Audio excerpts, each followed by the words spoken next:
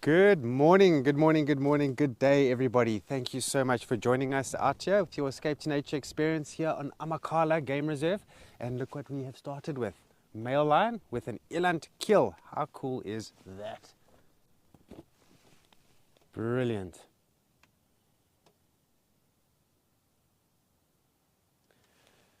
Hello everybody, thank you very much again for joining us. My name is Andrew and I have Morgan behind the camera, and we're going to be exploring Amakhala Game Reserve, but I doubt we're going to go very far. We're going to stick around with this male lion for as long as we can.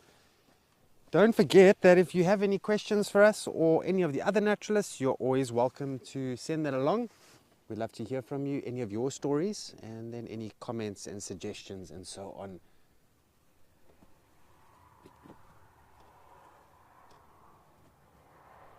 Now, I must say, it has been a splendid day from the moment that we head out early this morning. What time do we head out? We head out at about 6 o'clock-ish, around about there. And shortly afterwards, we managed to find the 3 male cheetahs. And then we had some elephants in the morning safari. And then now, with the Escape to Nature, we're starting off with this beautiful male lion. Now, in case you're wondering, it does seem like he caught this eland all by himself, which is a good illustration of how powerful he actually must be.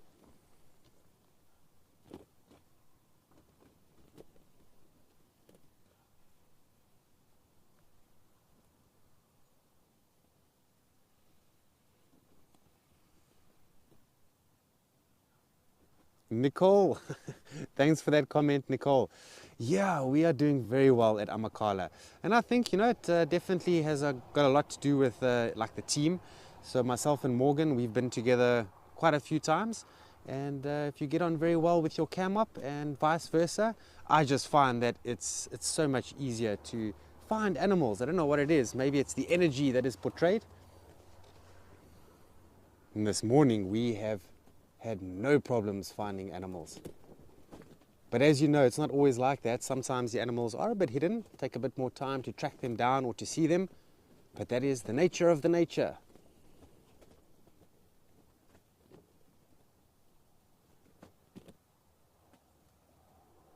Wow, he is looking beautiful. I'm not sure why he's not feeding, because that's a very fresh kill. That eland is a full-grown bull. I think he's probably just enjoying a bit of the sun over there, warming up quite nicely, and he's in no rush to feed at the moment.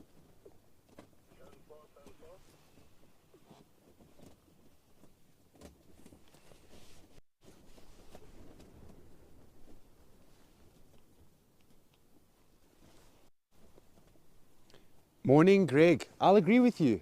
So when we started to drive on this road, I thought I spotted him from all the way back from where we came from.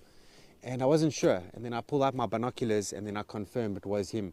But with my naked eye, he almost looked like a termite mound.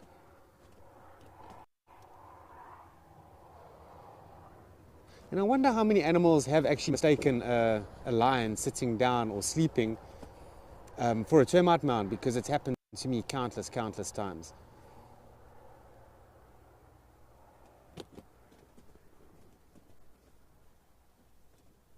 I'm actually very impressed with this male lion that he managed to catch that eland all by himself. So there we have it. A lot of people will say that male lions, they don't hunt at all, that they've never hunted. And this is not true. This is really, really not the case. Male lions do hunt. They hunt big prey. And sometimes they'll also, the male lion or male lions, if there are more than one, they'll participate in hunts when there is a large animal that basically the females need the male or males to finish off their prey. So they do get involved in hunts, just they don't hunt as frequently as what the females do. Remember that the job of the male in a pride is to maintain the territory. That's his main role, and to breed with females and then hunt as well. But then when it comes to the females or lionesses, their main role in the pride is to provide food and also breed.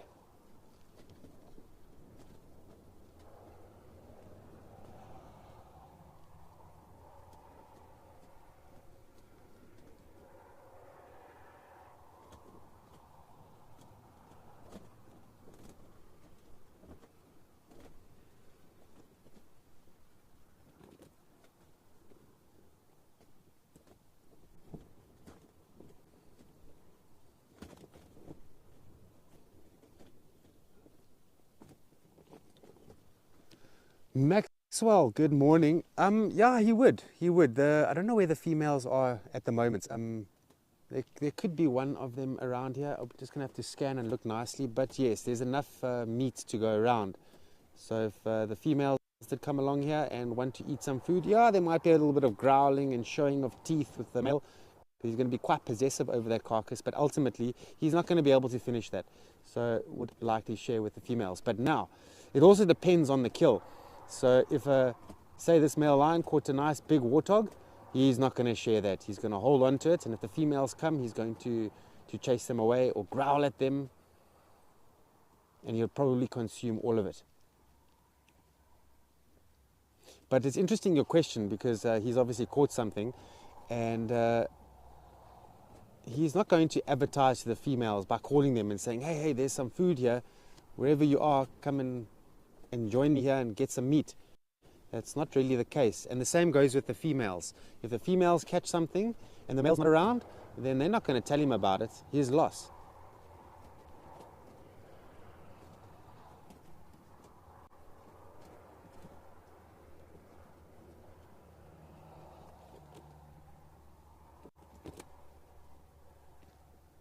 But as the days progress now and go on, because this kill's in quite an open environment, as you can see, we should expect potentially brown hyena to come here, more in the late evenings.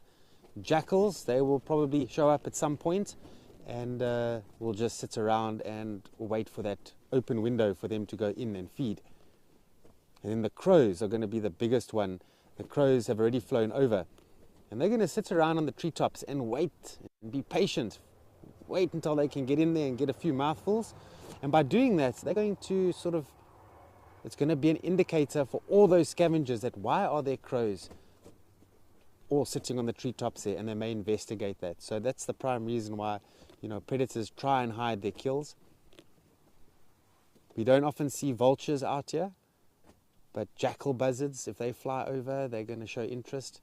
If a fish eagle had to fly over, it would also show interest, because fish eagles, they've been known to scavenge quite a bit as well.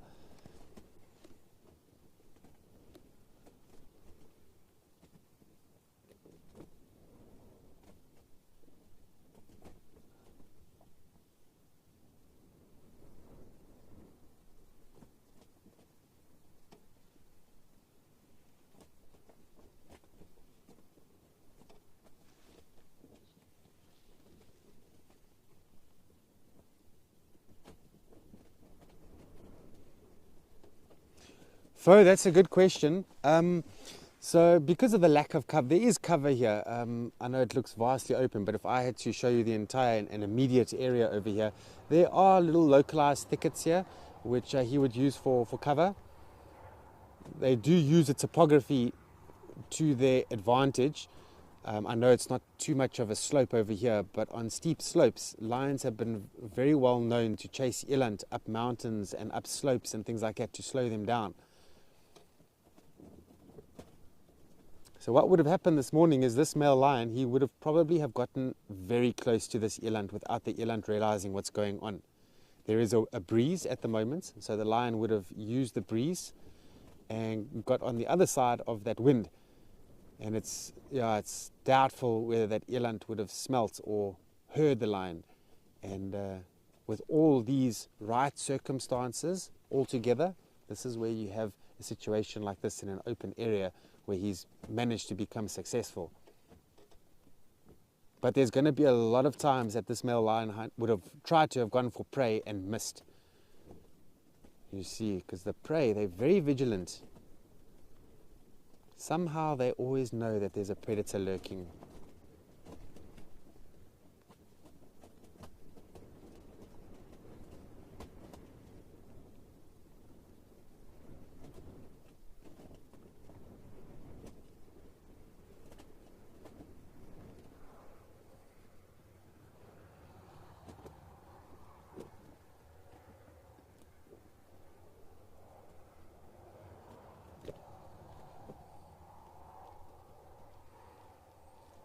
Now we can actually see the grass blades are very bent over at the moment, so wind is definitely picking up.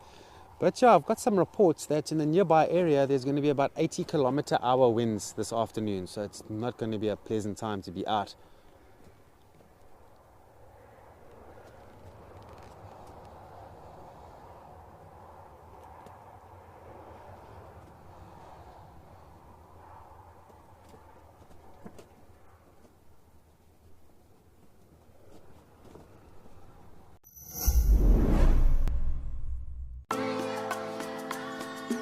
Thanks to our wonderful Wild Earth explorers, Wild Earth Kids is back.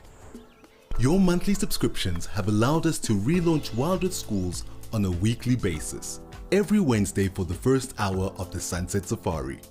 You guys bring a smile to my face every single day. Sign your class up for a special virtual field trip to Africa, because touching the lives of the future protectors of our Earth truly matters.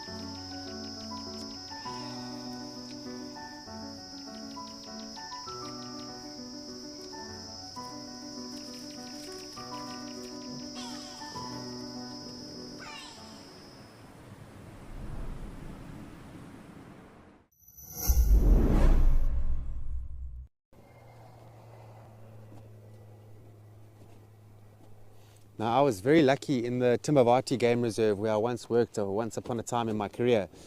And after my third year, white lions were born naturally in the Timbavati. That's one of the places where the genetics is naturally occurring.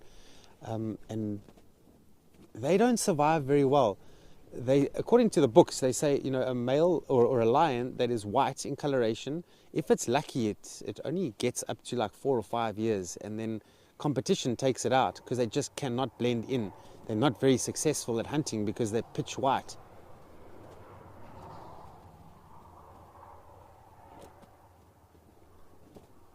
What a morning it has been. And speaking of mornings, I believe Lisa wants to greet you all. So let's head off to Ukukuyo.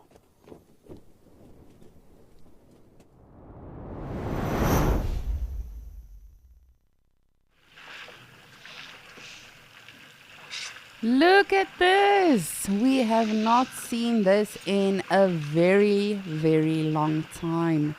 Good morning, everybody, and welcome to the beautiful Ukukuyo in Namibia. Good morning to you, elephant. My name is Lisa, and I'm the waterhole naturalist. And hopefully, well, I can't even say hopefully we see a lot today, because this has definitely made my day. I don't know if you all agree.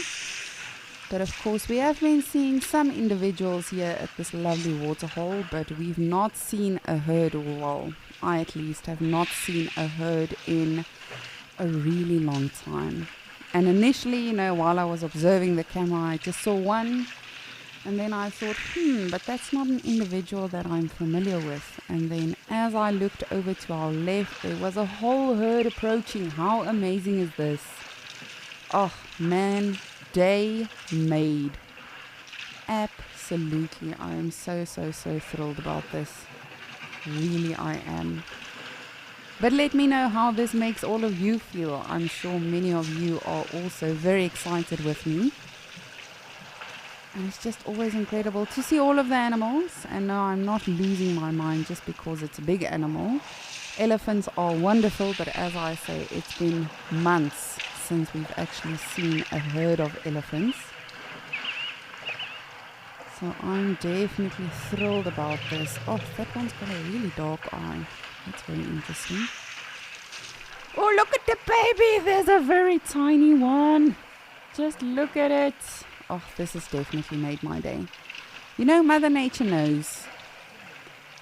I've not been having the best morning, and this has just made everything better. Just look at that tiny one. I believe it is the one that we initially saw the last time that we saw a herd of elephants. Oh, and I'm still so clumsy. These silly adults don't even ask me when we're moving on or anything. They just start walking and then I have to follow them. Oh, that's a very tiny baby. How amazing is this? And hopefully this means that we'll be seeing them a little bit more frequently. Oh, there's quite a few youngsters. Actually, I think that very tiny one is a new one. Because as I say, the last time that I can recall, and I speak under correction, but I think the last time that we saw an actual herd of elephants, or I at least, was probably, I would say December. So it's really been a while. So that very small one, you can see the other two calves are very inquisitive about it. And he's still got very dark coloration. So I think that is a new baby. And how amazing to be sharing this with all of you. I'm definitely so excited. Ooh, hello, Photobomb. Where is your tail? Shame. We've got a Stompy. But how amazing is this? And they really came for a quick drink. I mean, as soon as we initially saw them, I immediately told our wonderful directors, we've got elephants! So it's not like, we've been missing out. This was really a quick visit. But how amazing to have seen them. And there's at least 3 calves that I can see that are under a year old. So a lot of new life for this herd as well. Oh man, this has definitely made my day. Consider me officially cheered up. What a beautiful day. And you can see it's not even that hot and humid and those warm climates that we generally have here at Ukukoyo. Which again, you can't always use the weather to predict the animals' movements. Oh, just look at that little one drinking.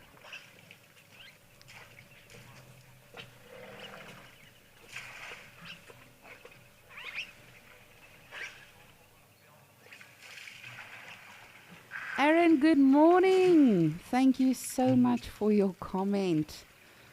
Oh, man. Pool party, not a pool party, even if they just came for a brief moment.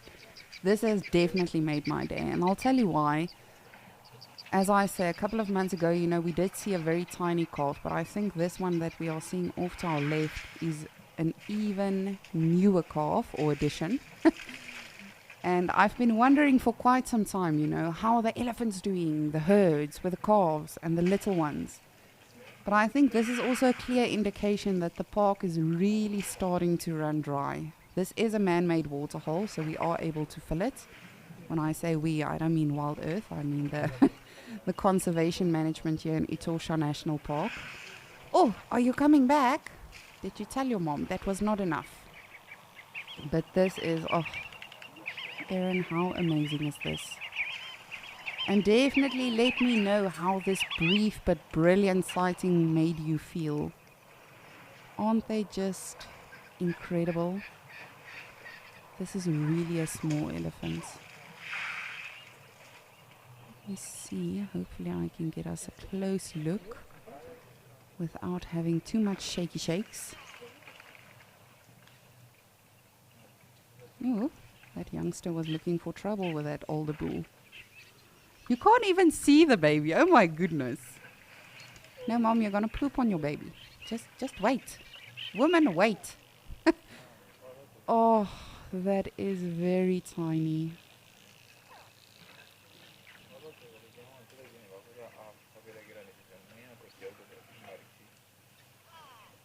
If you just quickly glanced at this picture right now, you would not even know there's a baby elephant. You'd think that is part of the shadow. But it's very interesting that she came back now with a youngster.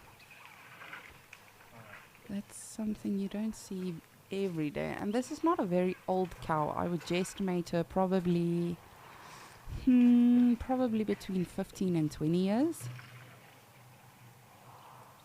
So you never know, it might even be her first calf. Elephants do gestate for 22 months, so it's a very lengthy time. So, oh, you are still very clumsy.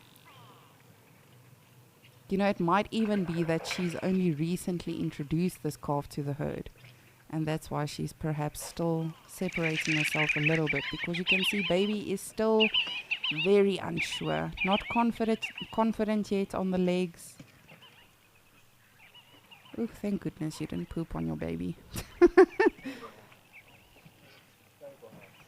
And you can see the youngster constantly wants to drink as well. So I'm thinking this is a very new baby elephant.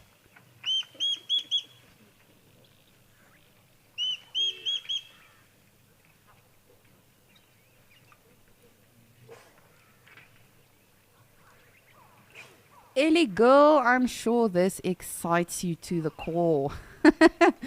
This is really amazing. I could not agree with you more.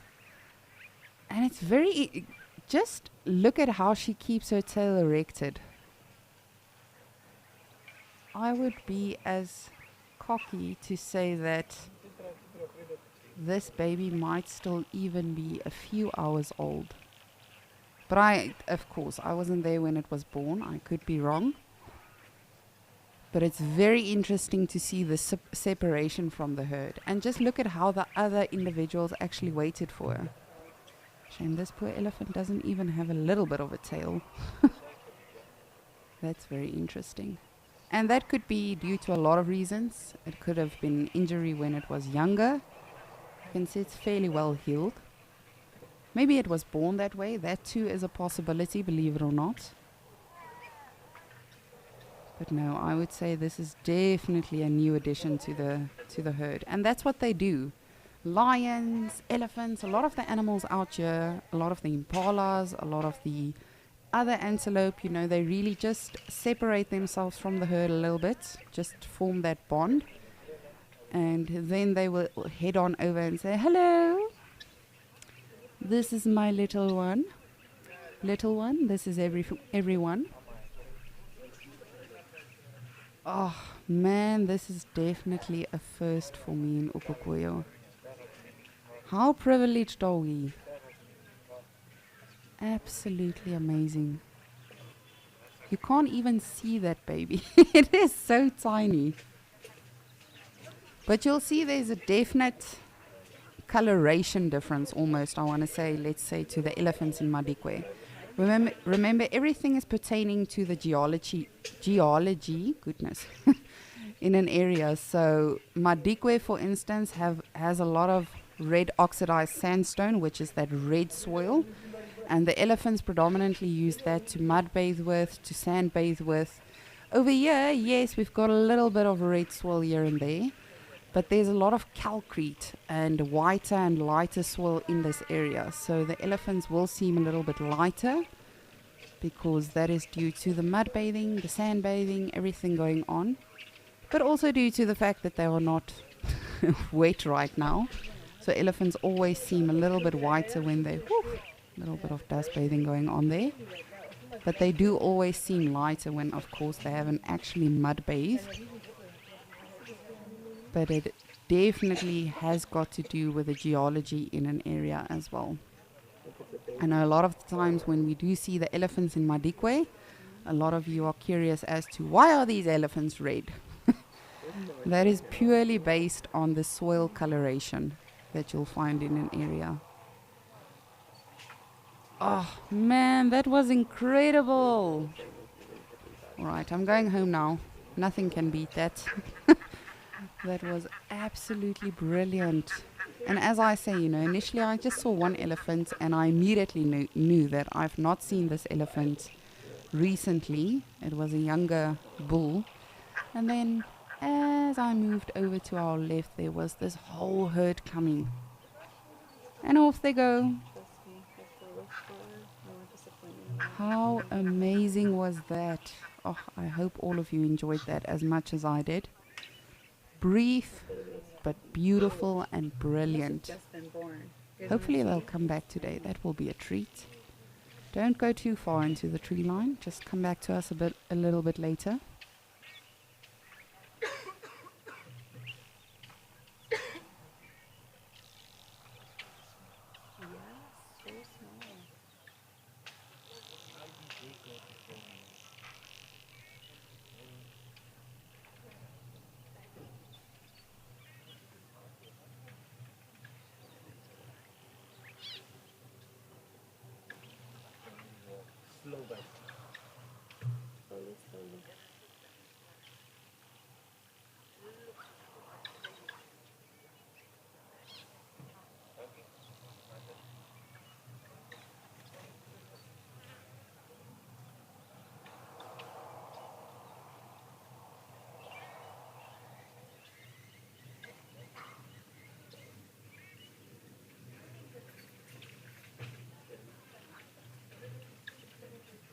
Ready?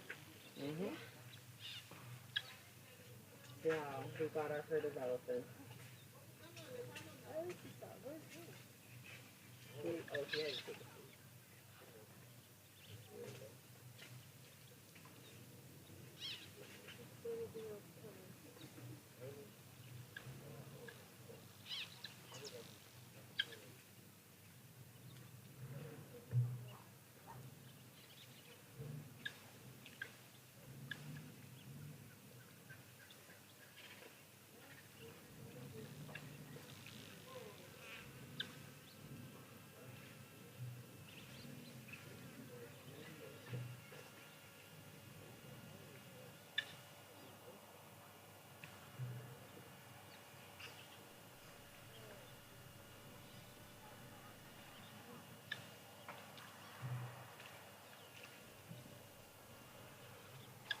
Just look at that. You would never know there was just a herd of easily 20, 25 elephants here. Just like that, they disappear into the horizon. This was wonderful, wonderful, wonderful.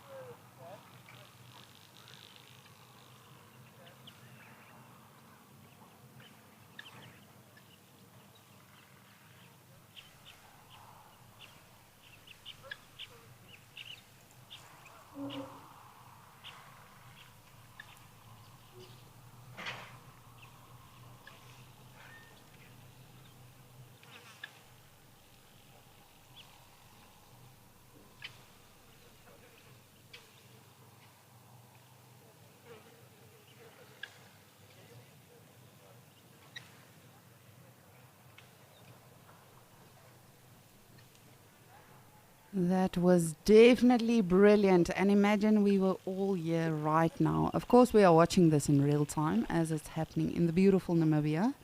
But there were actual visitors that got to experience that in real life. Can you imagine? What an experience. And literally, you know, just a couple of meters from the waterhole. Right behind this camera, there's an actual camp with seating areas everywhere around the camp. Oh, I wish I could take us all here and or even teleport. That would be wonderful. and we could all just sit, have a nice cup of coffee, and just embrace all of that together.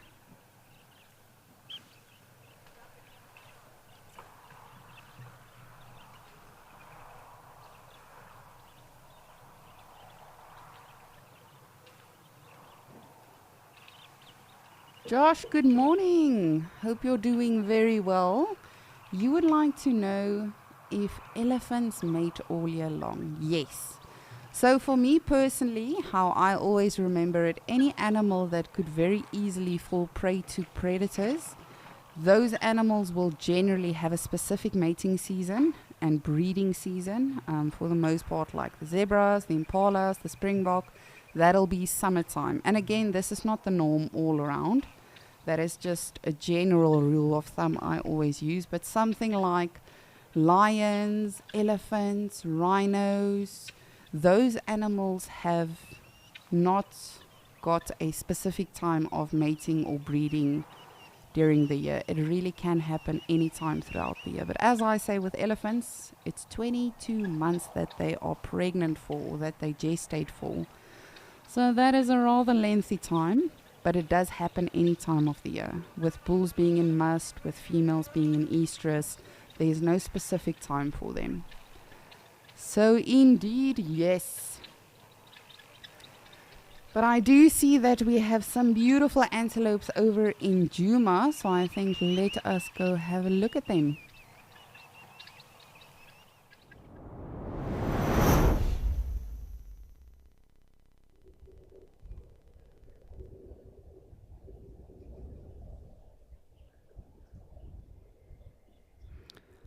Oh, look at this.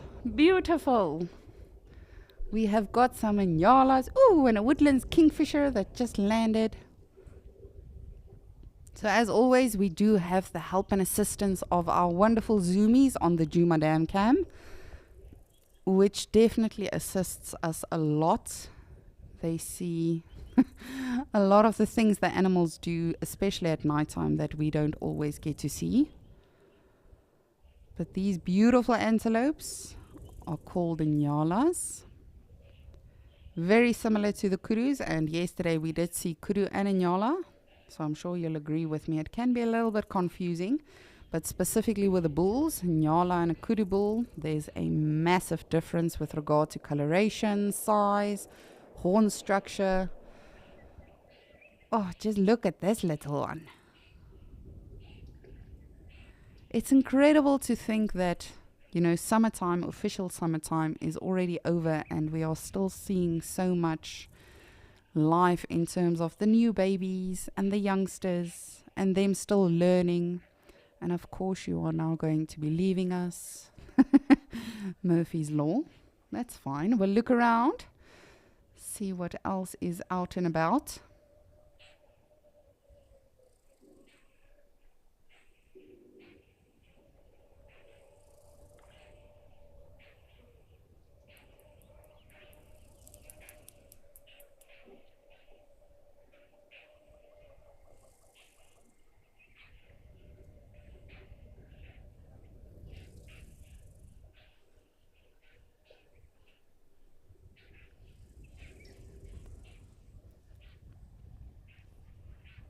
But we do also have a kingfisher. If you look to the top right of the screen, you'll see just over there, there's a woodlands kingfisher perch there. And I know a lot of you are familiar with them.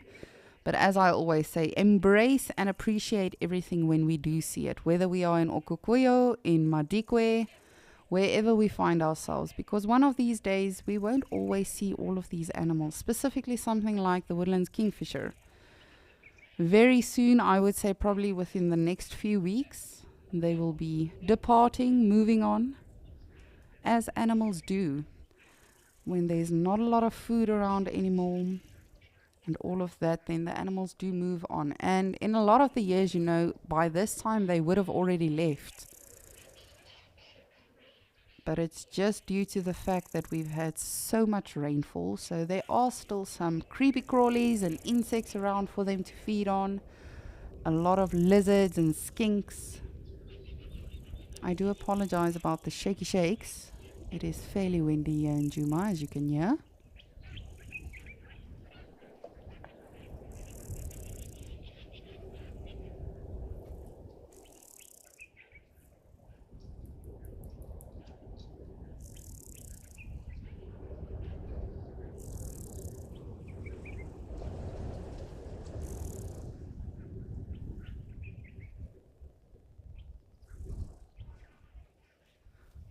Oh, just beautiful. I'm just so grateful that I got to share the elephants in Okukoya with all of you. Of course, this beautiful kingfisher and the nyalas as well. But I'm going to send you back to Andrew, who is still with his lions in Amakala.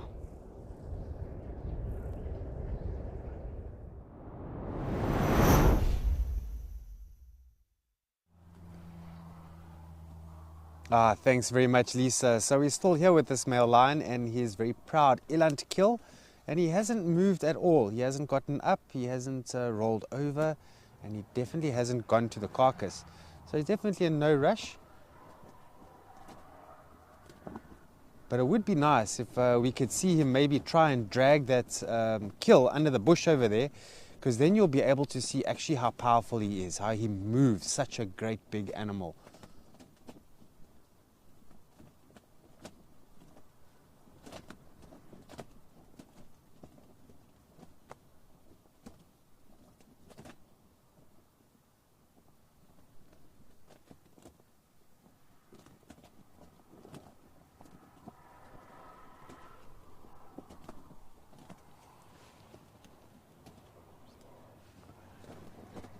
So myself and Morgan were actually chatting earlier on.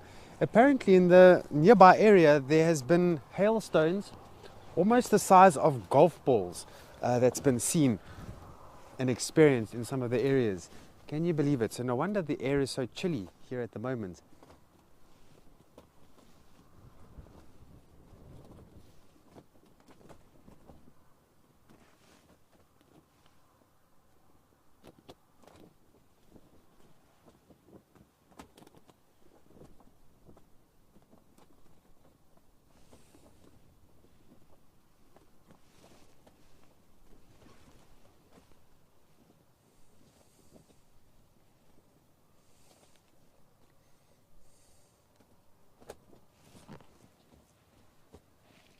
Oh, Bundu Bash, you've asked him quite a cool question there.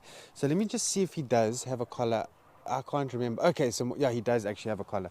Okay, so his collar was put on, I'm not sure when it was put on. And the batteries on the collar last, depends, it really does depend.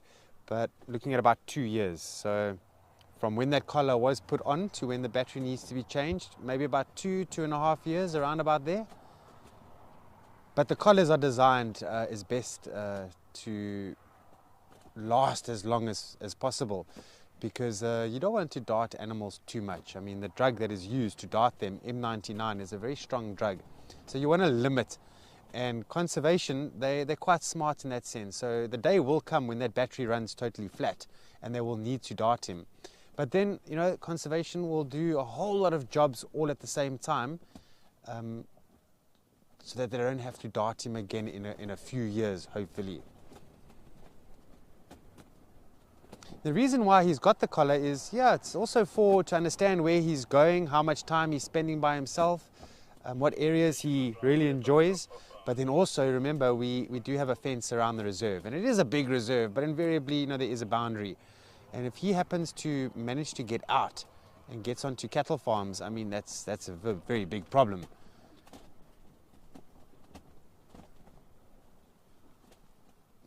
I'm not sure if any of you have ever heard of the lion in the Karoo area called Sylvester. But Sylvester managed to escape from the Karoo National Park, and he landed up on cattle farms for I don't know how long. It wasn't extremely long, but the amount of cattle and other things that he managed to hunt in that time while he was away was incredible. And the fact that he never got shot by farmers says a lot about the farmers, because perhaps, you know, they're being quite conservationally minded as to that. So yeah, so I just want to get into the sun so you can all see me, and I can also be a little bit warmer than what I'd normally be in the shade over here. How cool is it this morning? We've had cheetahs from early morning sunrise, and then we had the elephants, and now we've got this eland over here with a kill. So yeah, things are really steaming up here in Amakhala, isn't it? I'm just so great that we're able to see all these things with you. And if you have any experiences that you've experienced in other game reserves, please let us know. Anything you've seen with wildlife being hunted, etc. Any fights, territorial clashes, let us know.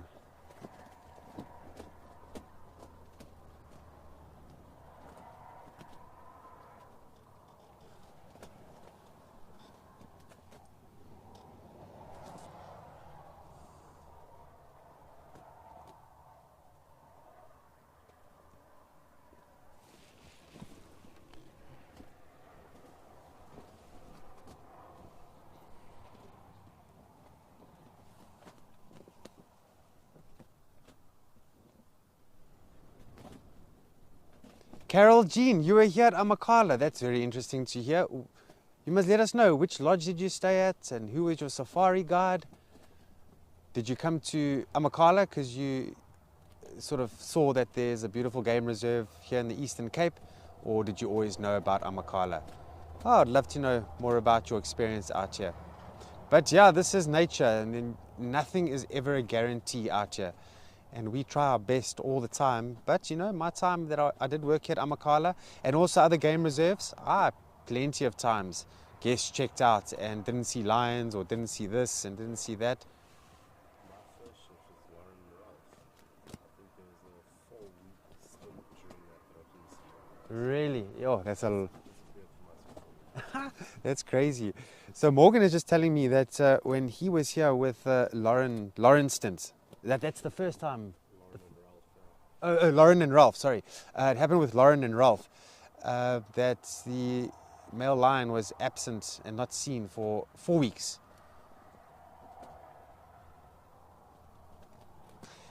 I remember once upon a time I had some guests out here at Amakhala, and we went 7 game drives that we never saw lions, and we know why. They had killed something quite large, like probably an eland, or maybe even bigger, in a very dense, thick block, and they were not leaving that block. They had no reason to. And we went 7 or 8 game drives, no luck. Some of the guests checked out, no sighting of him or them. But I can say this, you know, the guides, they do work very hard. They don't want guests to check out and not see certain animals.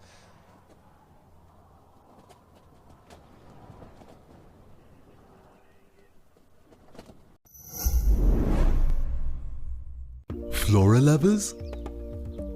Don't miss Wild Earth's botanical pinnacle of the year. Join our resident botanists, Steve and Trishala, for the Flora Fest. 3 afternoon drives from the 13th till the 15th of April, celebrating Plant Appreciation Day and Day of the Mushroom. Wild Earth, it's in your nature.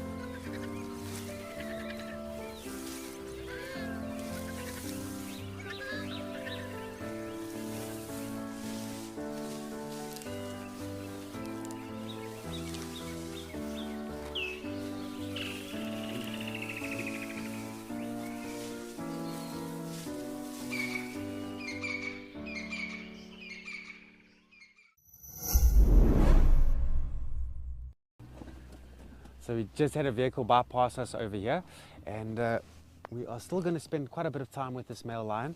Just looking at him over here, he's not going to move very far very quickly, so I think we're going to spend a good few hours with him.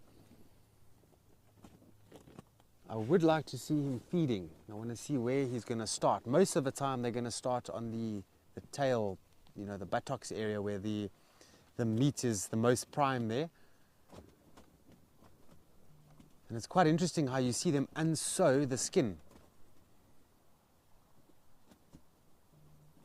So they use their back teeth, carnassials, to unsew the carcass, just to open up that skin, because remember, the hide or the skin of any wild animal is going to be very, very tough. He'll cut that open, he'll cut the tail off as well. Testicles may also get cut off, and then we'll enter the rump of the animal.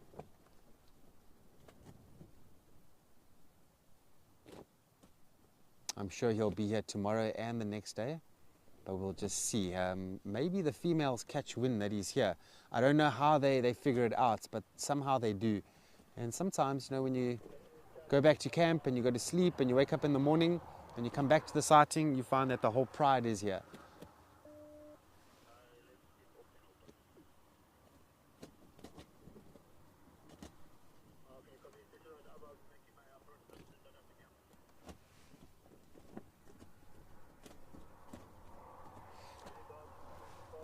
It sounds like a few day safaris are out today.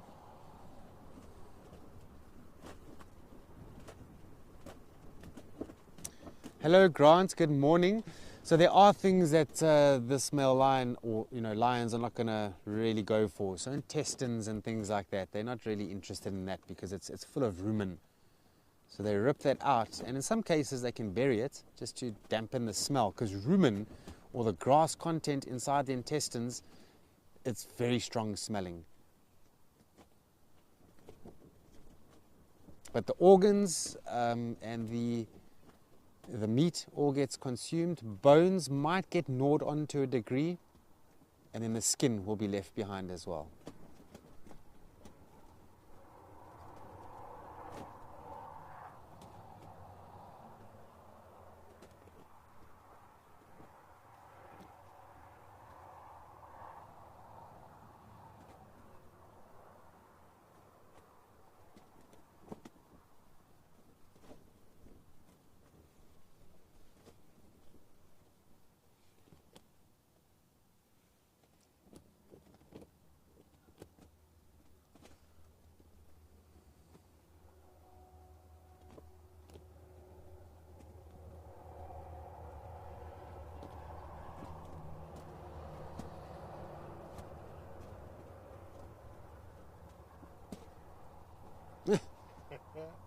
Carol Jean, I know him very, very well. Mr. President, Noni.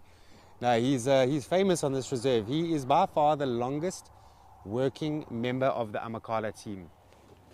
But now I want to tell you a story that before Amakhala was actually a game reserve, it was cattle farms, and Mr. President, he worked with the Weeks family on those farms as a shepherd. So he used to shepherd the animals around, and he was very interested in doing his Fagaza qualifications.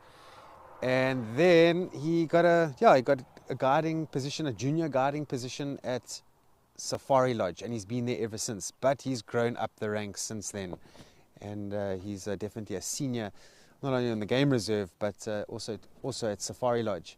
I will tell him that we have spoken, and I will send your regards to him. He's quite a character, isn't he?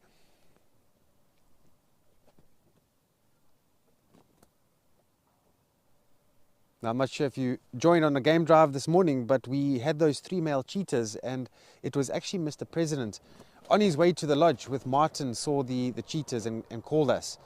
And then we went and followed up immediately and found them and had an incredible sighting.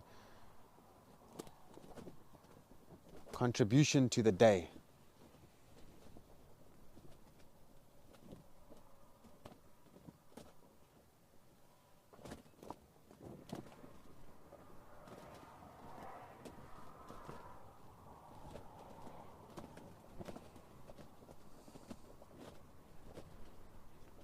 And every now and then we do get a comment that comes through also for myself saying, oh, Andrew, you were our guide at this place or that place.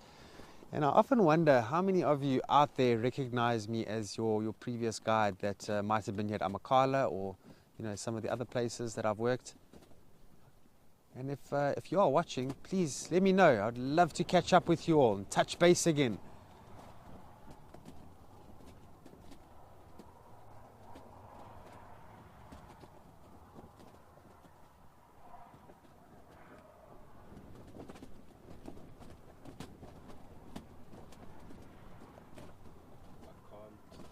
I can't get in the shop now. There's a secretary bird. Oh, right. Nice spot, Morgan. So we can't actually get it in the shot for now, but there is a secretary bird wandering around here. So this is actually quite a good little spot here.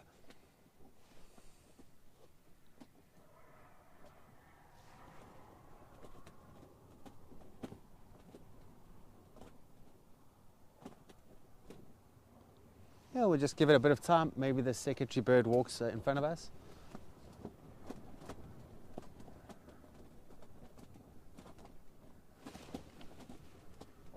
Cool.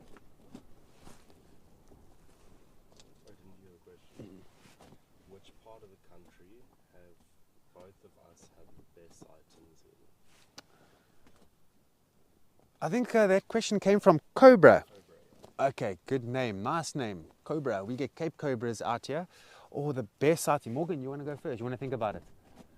Which part of the country? Have you had the best sightings? Yeah. We've had epic sightings here. Mm-hmm. I don't know, it's difficult to tell. Yeah. Between here, Mpumalanga, Kalahari. Okay. Yeah, it's a difficult one, Cobra. It really is a difficult one. I mean, just Morgan has traveled a lot of game reserves, and we speak about some of the things he's seen, and he's seen a lot more than what I have. But it is a difficult one. Morgan says here at Amakhala there have been splendid sightings all the way up into Mpumalanga and the Kalahari. Probably the Sabi Sands, eh? Okay. All right. So Morgan probably reckons the Sabi Sands. He's seen quite a few different things there. He's even seen an African rock python eating on was it impala, hey? African rock python eating on impala. Yeah, I've seen that twice. Yeah, he's seen it twice. Once with Wild Earth, once not with Wild Earth. Okay, there was once with Wild Earth and once not with Wild Earth. I've never seen that. For myself, well, that elephant giving birth in Timbavati was a very special moment for me. I've never forgotten that, and it's almost like it happened yesterday. I can still smell that birthing smell if I close my eyes. The Kalahari for me every single day was just incredible. And from the meerkats to the pangolins that I saw out there, I was very lucky. I saw a lot of pangolins out there. I got to see 15 in total over a period of about 3.5 years.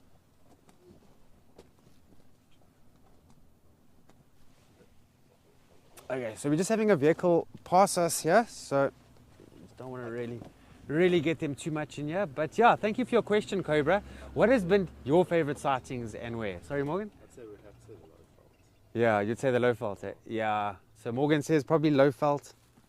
I would say probably the Kalahari.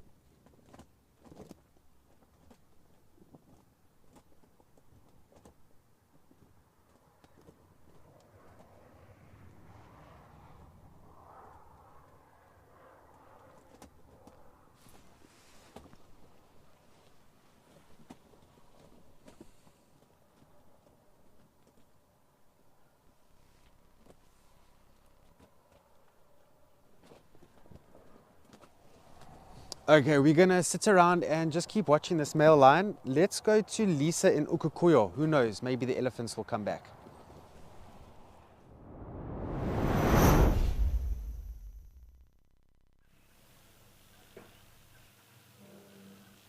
Thank you, Andrew. No, unfortunately, they have not come back yet, which is fine, I've just been observing the springbok, the zebras, the Egyptian geese.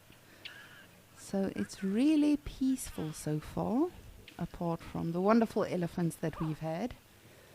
But that is perfectly fine. Of course, this is what escaped nature is about. Just taking it easy, listening to all of the beautiful birds, watching all of these animals go about their days. And how lucky are we just to be spending time with them. But of course, if you have any questions or comments, you are more than welcome to send them through to us. You're welcome to ask us naturalists anything you would like, even if it's a little personal. Or if you want to know something about the animals or the locations. This is, of course, the beautiful Okukuya waterhole in the Etosha National Park in Namibia. And a lot of game can be seen here. I mean, only a couple of weeks ago we still had the flocks of thousands of Abdom storks, and now it's just gone dead quiet. But that is what the animals do, you know. They have to move on for water, for food, just like those elephants we just saw. They just came for a quick drink and carried on with their day. And you never know, perhaps they just ventured off into the tree line and they'll come back a little bit later. It is fairly overcast in Okukoyo today. Not too much though. So hopefully some of the other animals will also come towards the waterhole to cool off. You'll see often the zebras, the springbok, the oryx, often they actually get into the water just to cool off the whole body, just like us. If you're a little bit too hot, it always helps just to take a quick cold shower or to put your legs in a swimming pool. That definitely does help with body temperature regulation. It seems like, I'm not too sure, it seems like we've got some impala coming. Let me just have a look-see.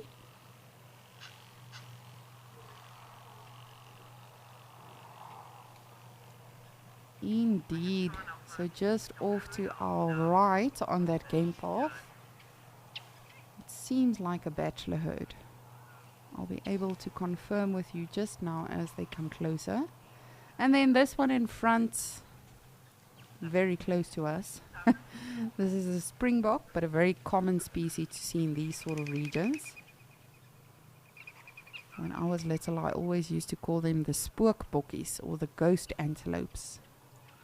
With those beautiful white faces. But again, you know, according to our human interpretation, that's got a purpose. That is for temperature regulation. Just like the oryxes, they've got a special set of veins in their nasal region to help them cool off. The springboks also have a purpose for having the pure white face. I'm sure many of you know when you wear black, especially on a hot day, you are even more hot. So with this springbok, the white on the actual face is definitely helping them just not to overheat.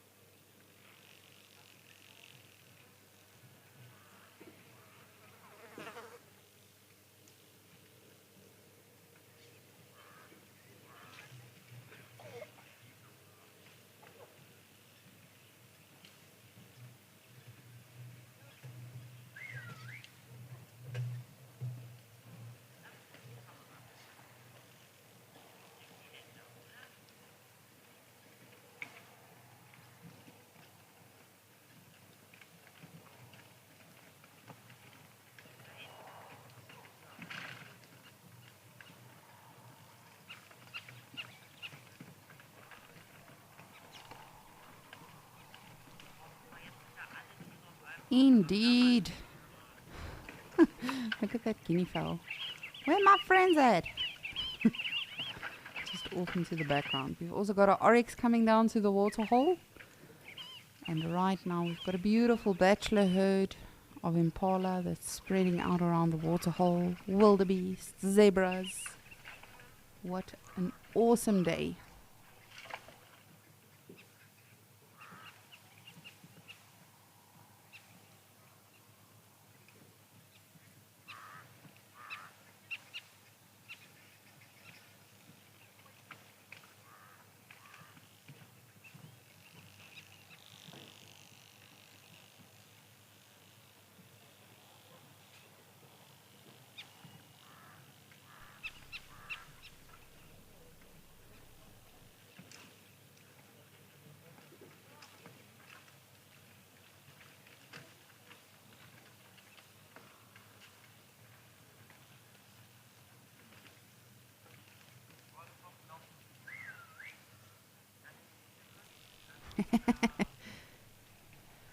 Sounds like a birdie whistling.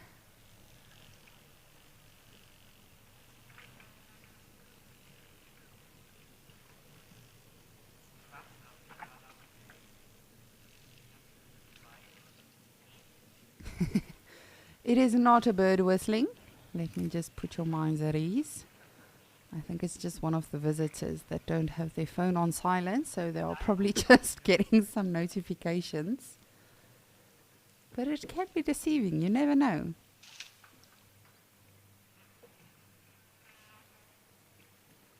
So you'll see these beautiful birds just off to our left at the bottom.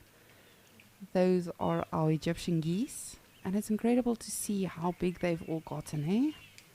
All of the 6 goslings are still well and alive, no longer goslings. They are fully grown, thriving, doing their thing. I wonder if animals ever have reunions. Especially something like the geese, you know, if they do eventually take off, or like leopards, for instance. We've seen this with Maribs and Mulwati. They get along. And a lot of the other animals out here that are, for the most part, you know, part of a family, but then eventually go off to do their own thing. I wonder if they ever encounter each other again. Do they recognize each other? Surely they must. If a baby zebra knows which one is his mom by, of course, imprinting on her stripe pattern, but also the pheromones that are given off, surely there must be some memory to that bond. And as I always say, yes, technology is wonderful. Science is wonderful. You know, we are way more advanced than we were years ago. So there are a lot of things that we can actually learn about the animals now, about their eye structure and the design of the actual digestive systems and everything. But at the end of the day, we are never going to know everything unless you are in that animal's functioning brain while it's still alive. And even then, we'll never fathom and understand everything. And I don't think we're meant to. I think the mystery keeps it interesting and keeps us intrigued.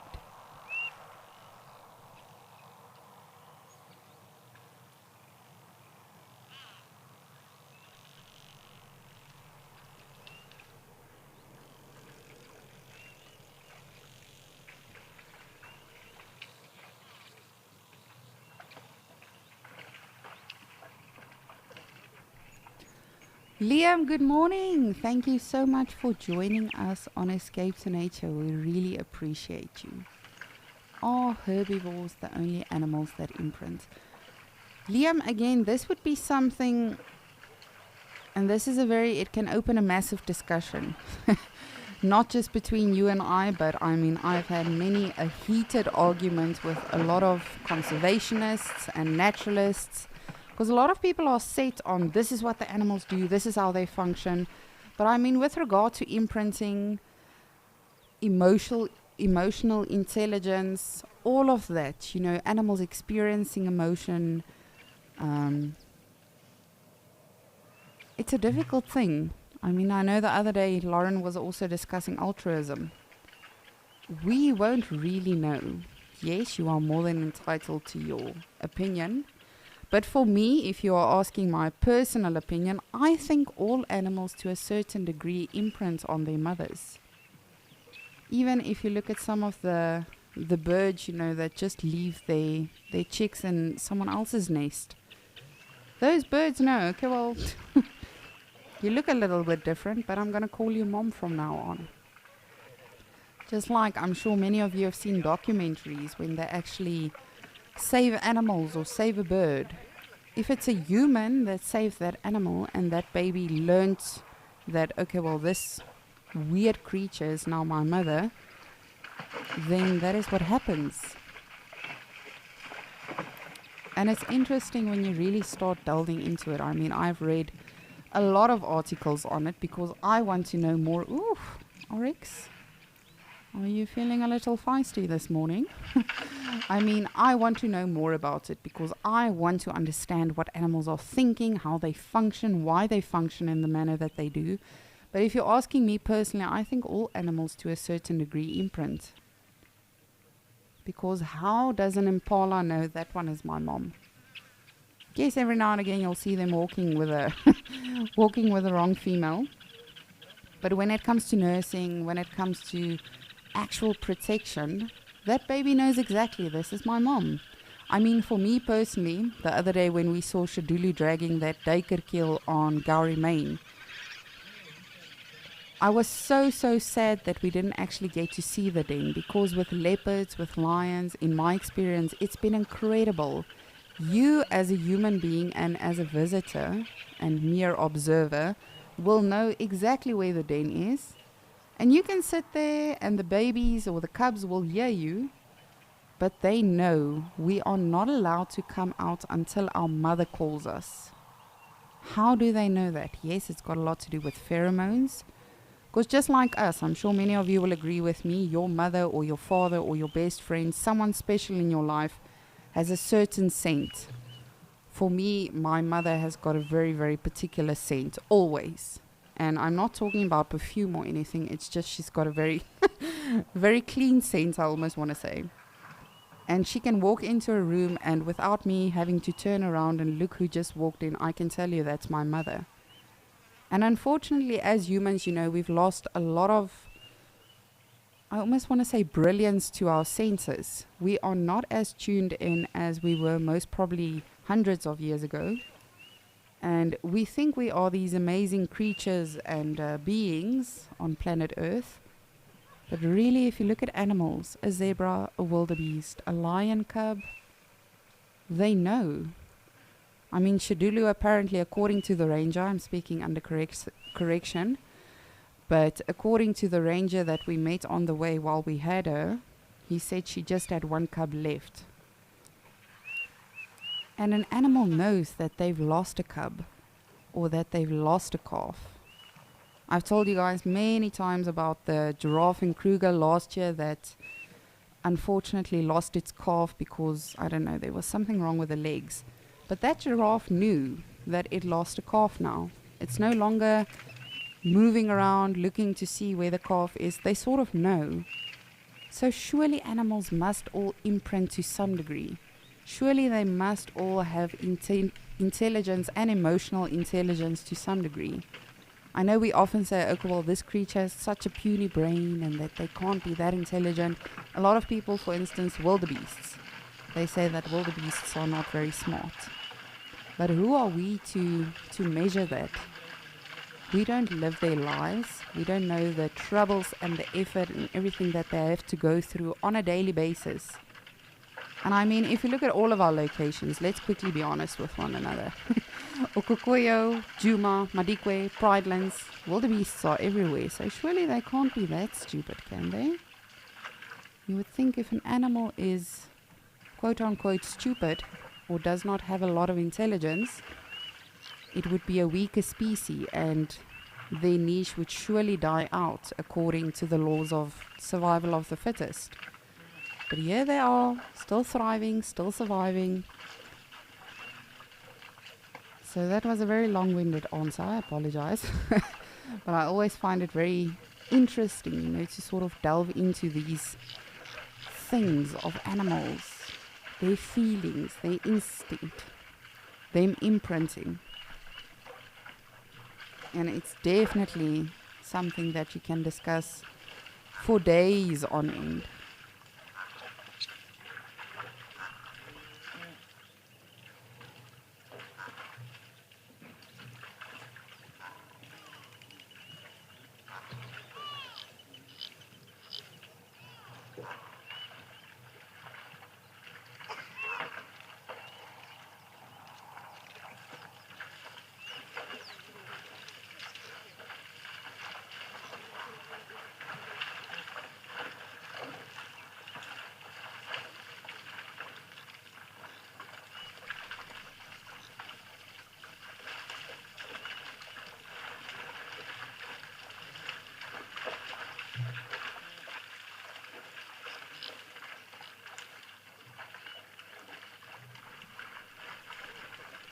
Randall, you would like to know what is the social structure of wildebeest herds.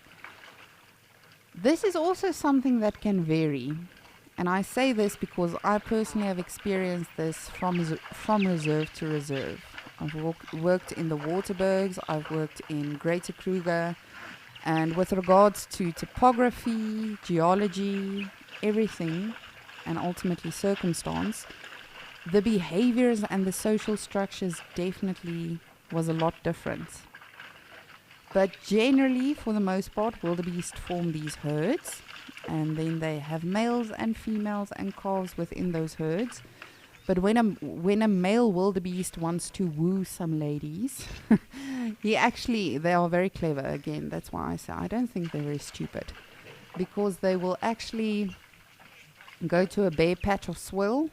He'll use the scent glands on his face, and he will rub his scent off, and then he'll just sort of chill out there for the day, waiting for females to bypass him and then say, "Whew, we love your cologne.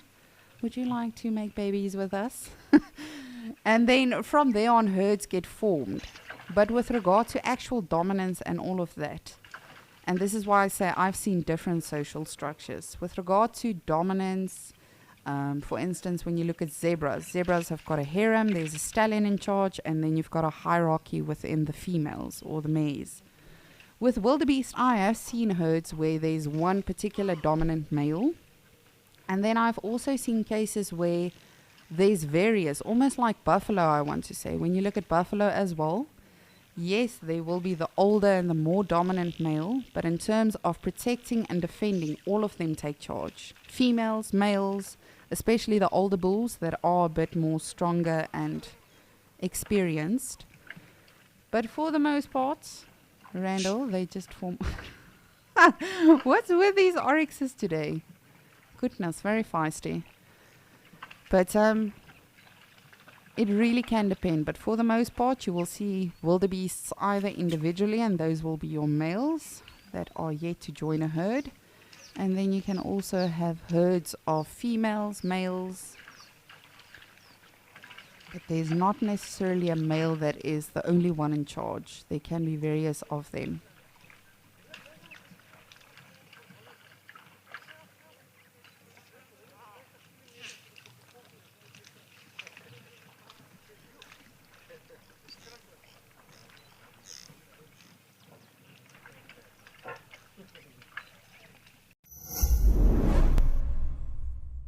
Hi, Wild Earth lovers. I'm Holly. I'm from Rochester, New York, and I'm a wildlife explorer. I'm also the proud and ecstatic recipient of a 3-night stay at Matswiri Safari Lodge in the Decoy Game Reserve. So Wild Earth, I want to thank you for being there. I want to thank you for this wonderful prize, and I'll be looking forward to seeing you shortly. Sign up today and you could be the one experiencing it yourself.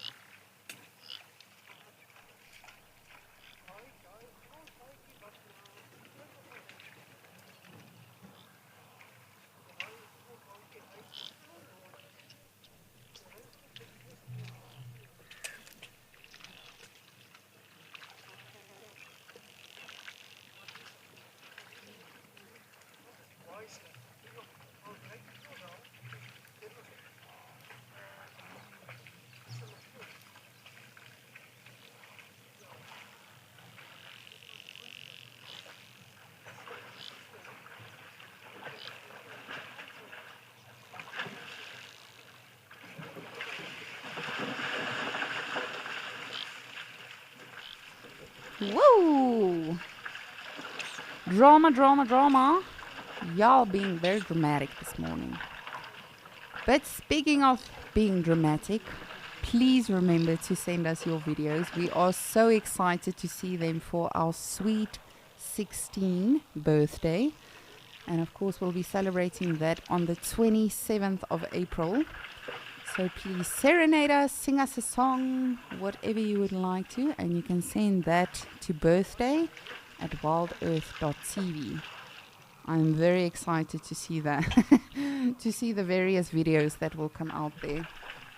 Perhaps Tess and I should make another song. Write a song of our own. No, I doubt we'll be able to do that. But you never know. You never know.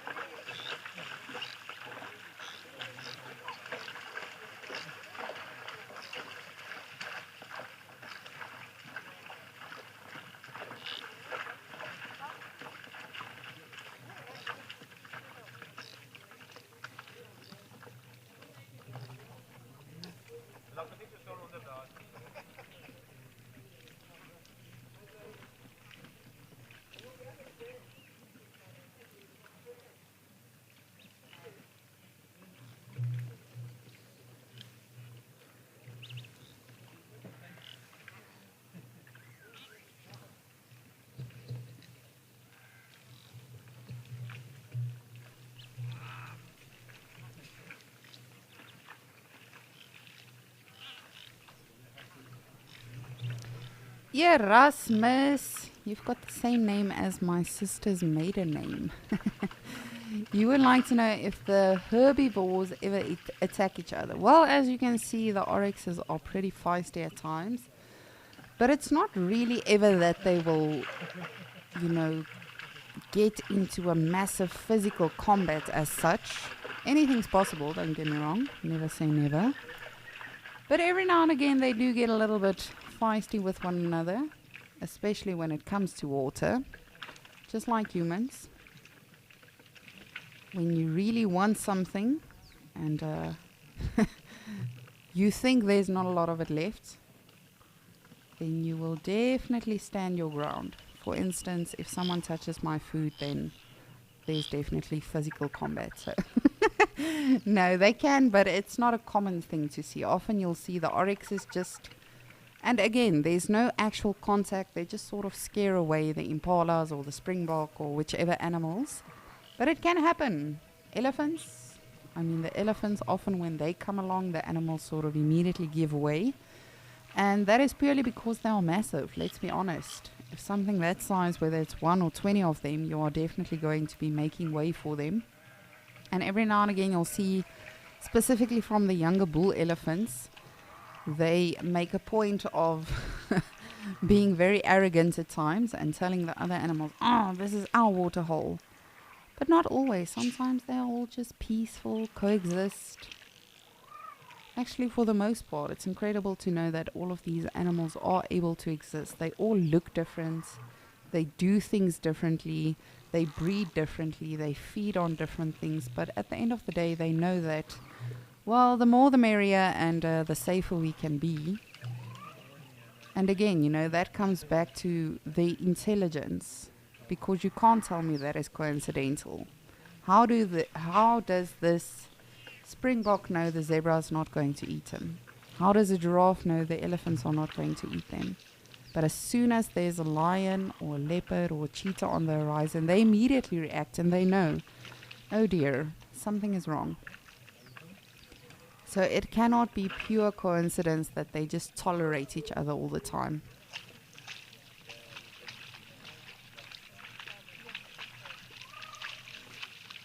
Ooh, well, it sounds like our lion in Amakhala is finally having its breakfast, so I'm going to send you over to Andrew.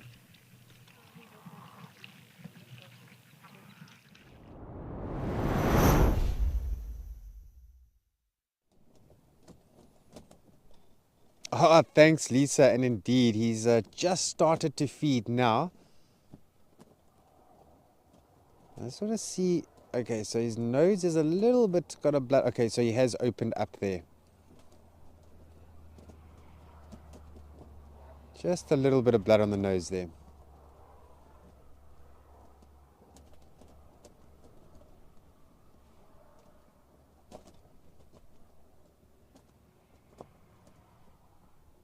Now we're going to see if he's going to try and drag this carcass. I don't think he is. I think he's quite happy with exactly where it is right now.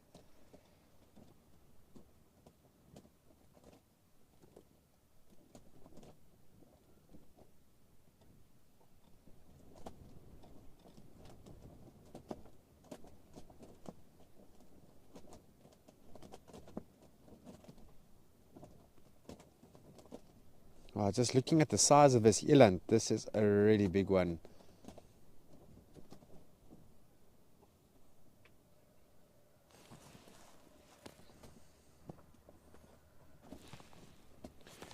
Morning, Donovan. Most definitely. Patience always pays off when you're in the nature.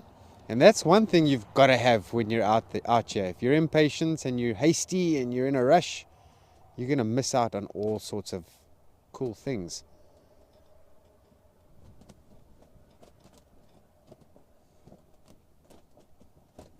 That's one thing nature definitely teaches us. There's many things that nature teaches us, but patience is probably one of the top of the list there.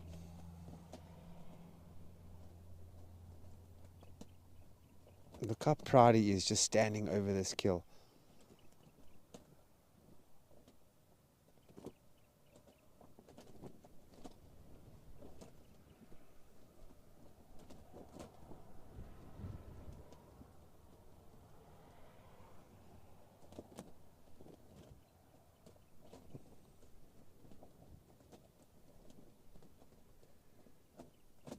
He's looking straight at all of us. Now he's just gone down again.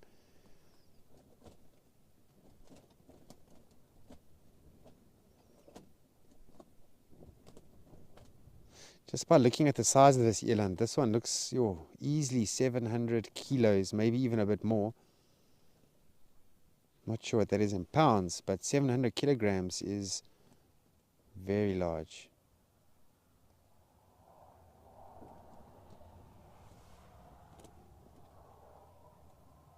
I see this male lion's got a bit of a scar on his back there. I'm not sure if you can all see it there. Yeah, I can't get in that far. I'm just looking with binoculars. It's got a little scar there.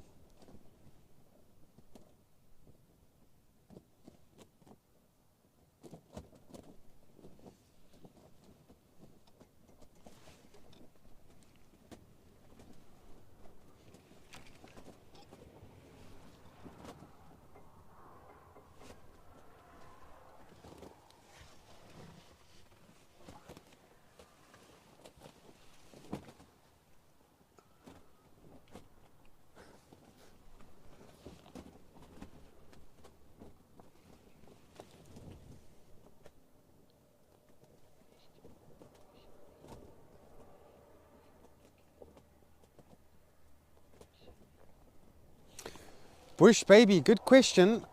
He feels content. He feels quite comfortable exactly where it is right now. So bear in mind that the scavengers out here, it's brown hyena and jackals. Now, brown hyena being a more solitary hyena opposed to that of spotted hyena, which are, clan-orientated animals. Brown hyena is not really going to do anything to intimidate this male lion. It's going to be more the opposite way around. This male lion would attempt to kill a brown hyena.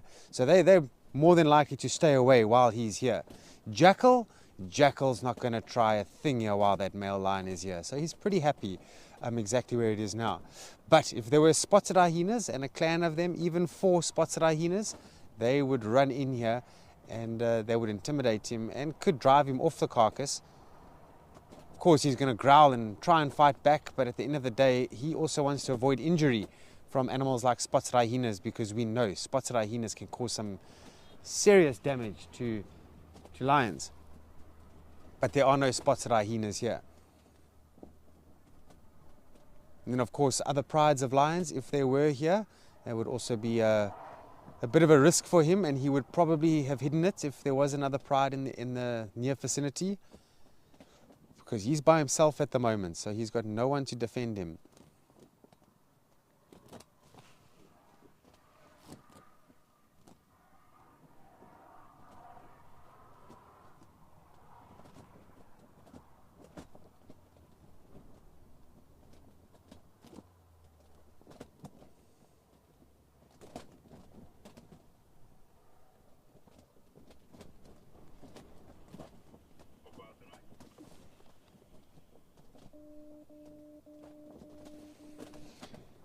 You know, what we might see is because of the amount of meat here in relation to how much he can consume, thirst is going to become a problem for him at some point, and he's going to need to leave this carcass. Now, here in Amakhala, the water is quite scarce, and all the watering holes and places where he might drink are very far and few between. And so for him, if he got thirsty, he would have to get up and start walking quite a distance to get some water. And then when he comes back, you'd probably find jackals have already been here or are there. And then as soon, oh, look at that cloud. Yo! Cloud just casted the shade upon him. Yeah, just like that. Are you sure there's no abductions going to take place now? No, we've got some clouds that are really moving with steam at the moment.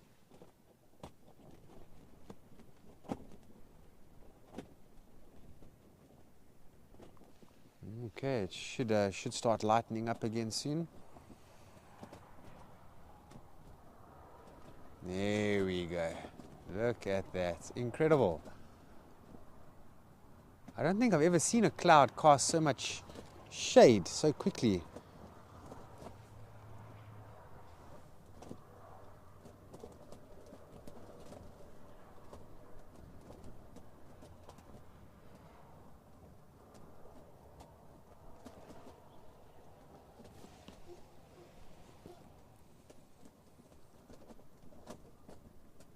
Wow, look at that male. Look at that definition on his side there.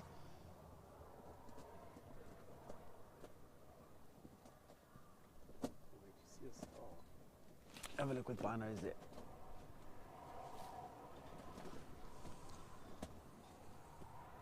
Just passing the binoculars to Morgan. He just wants to have a look at that scar on his back, but it's healed over now.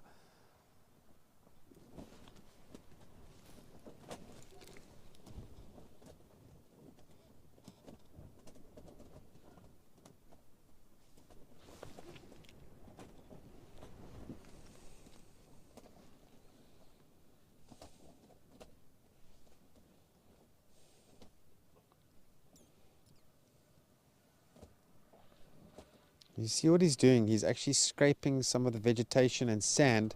I don't know if he's removed the intestines, but they typically do this when they've removed the intestines and they're laying right next to the carcass.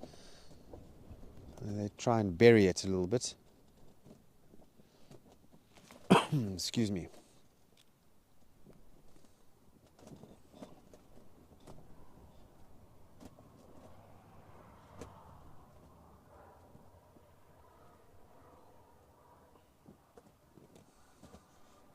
Trying to figure out where is the nearest place he's likely to drink. Probably at Hlosi Lodge. If that's the case, can you imagine? Wow, that would be brilliant for the guests out there.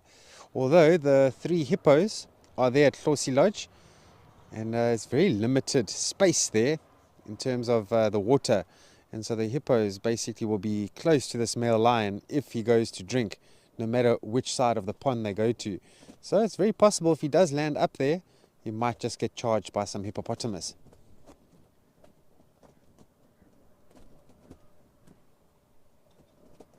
Now he's looking for a place to lie down again. Shame. I think he's actually getting cold right now.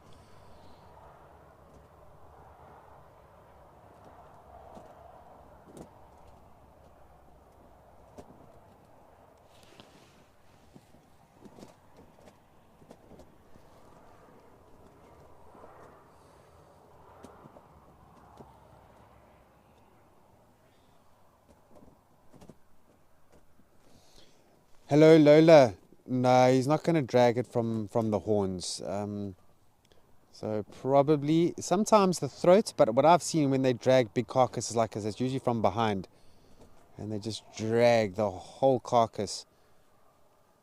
But this is a very, very heavy eland, and he's going to battle to move this, but he would still be able to. It'll take a bit of effort. But there was one sighting I once had of, just trying to think, it was about 5 lions that had caught a buffalo, and we never saw the kill, but we got there, I would say 3 hours, 4 hours after it happened. And the male lion, there were actually, there was 2 male lions and then 3 lionesses. Not all the members in that pride in the Timbavati, just some of them.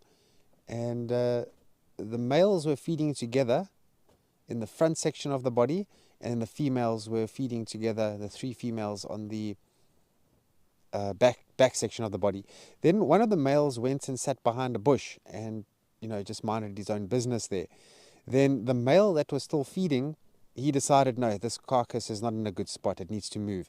So he grabbed it from the front or the chest area and started to drag it. Now bear in mind that the 3 females were still holding onto the carcass, and he just moved this carcass under the bush with those 3 females attached. So females could never be able to compete with a male, and they don't try. Yes, they'll smack them around from time to time, especially after mating. If there's a small kill and they're not getting, they'll smack him and claw him. But when it comes to actual fighting, very little a lioness would ever be able to do to a male lion, fully grown one.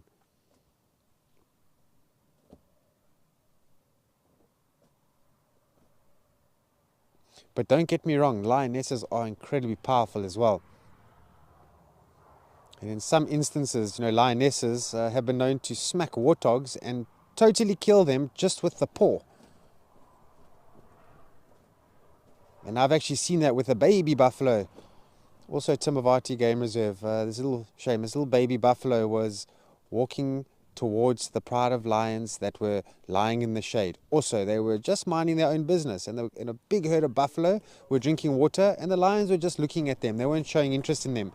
But shame, this little baby buffalo of about maybe 8-10 weeks old started to wander off from the herd and walked straight into this male lion.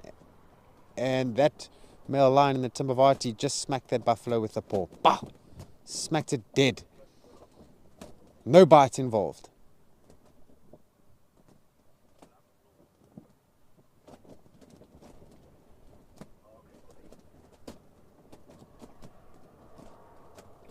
But Cobra, I've been thinking about your question earlier on.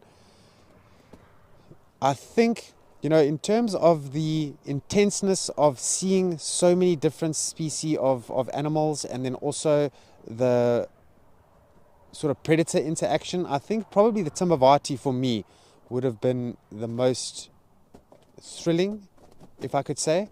But then again, when I went to Tswalu, Kalahari, you can't really compare it because we saw a lot more smaller things that you don't really see anywhere else, like the pangolins, which they do see them in the Kruger National Park, but not nearly like in the Kalahari. I got to see lots and lots of aardvark in the Kalahari, striped polecats. I got to see a Damaraland mole rat on 2 occasions, which is a very rare mole rat. They spend almost most of their life underground, so you never see them. I don't know how I managed to see 2, but there was a lot of debate why that animal had surfaced and was sort of just roaming around the surface of the land. We reckon probably a mole snake or something, maybe trying to hunt it, because mole snakes do go into burrows and things like that, and they can venture underground. So that was very special for me. And then scenery, Amakala's scenery is spectacular. I haven't seen scenery like here at Amakala. So I hope I answer your question a bit more accurately there, Cobra.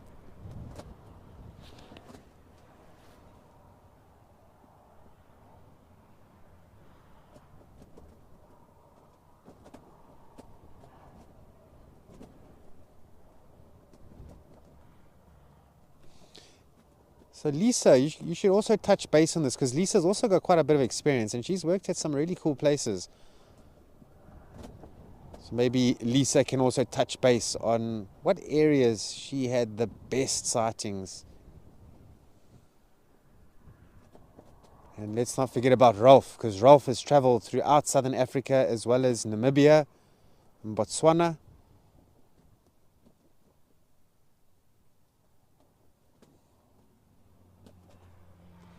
But the one thing I often say to people is that each game reserve offers something unique, something special.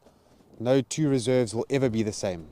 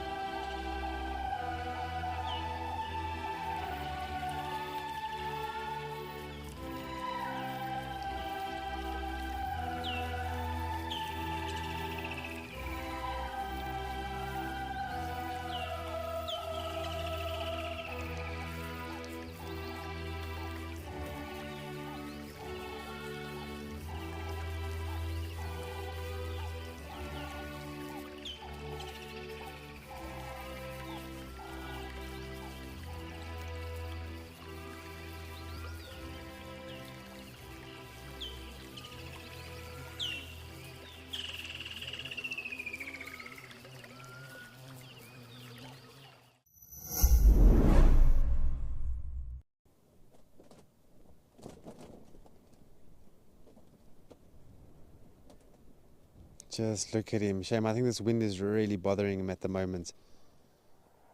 But if this is bothering him, I would hate to see his expression this afternoon when those gale force winds arrive out here. Well, he's changed his mind.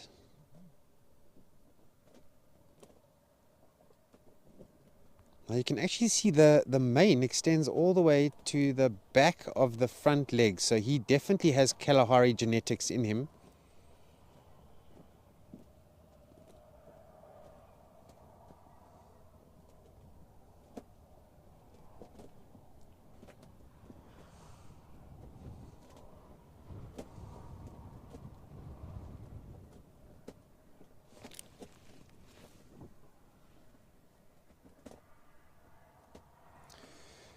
Sandra, morning. Wow, it takes a lot, a real lot for lions to, or a lion to move away from its carcass. If he felt that the winds are too strong, he might even just go to one of those localized thickets and climb inside with eyes on the kill. But no, he's not going to say, right, I've killed something. It is so cold. I'm going to leave it. Go find somewhere warm.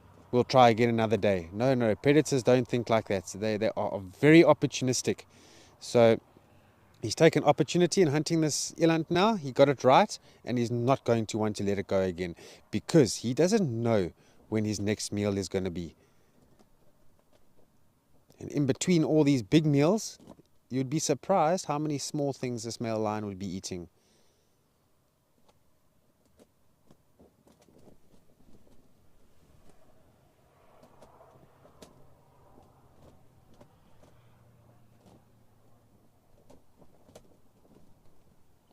You know, cases of lions starving to death in the wild, it happens. It really does happen. That they just can't catch something in time and they go past the point of 2 weeks, no food, and that is very, very bad. This is where you see lions at their skinniest points ever. You can see all the bones in their body. You can literally count the ribs.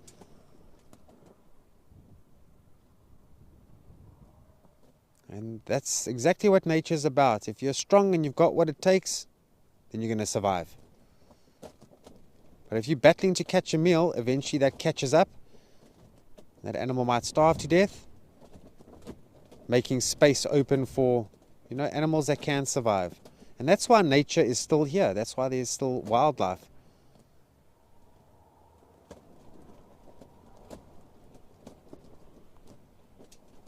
And they will continue way long after we are long gone.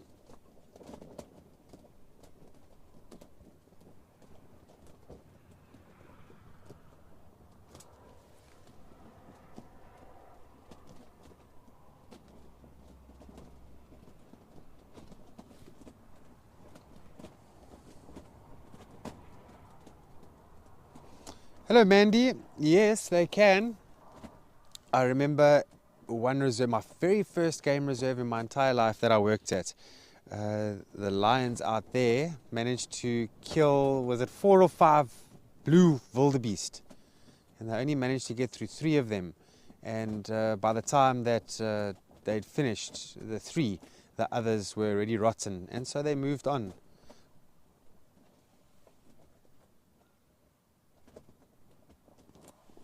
But the only real time that he is going to voluntarily leave this carcass is if, you know, a bigger, stronger pride of lions comes here and tries to push him out. Or a big clan of hyenas.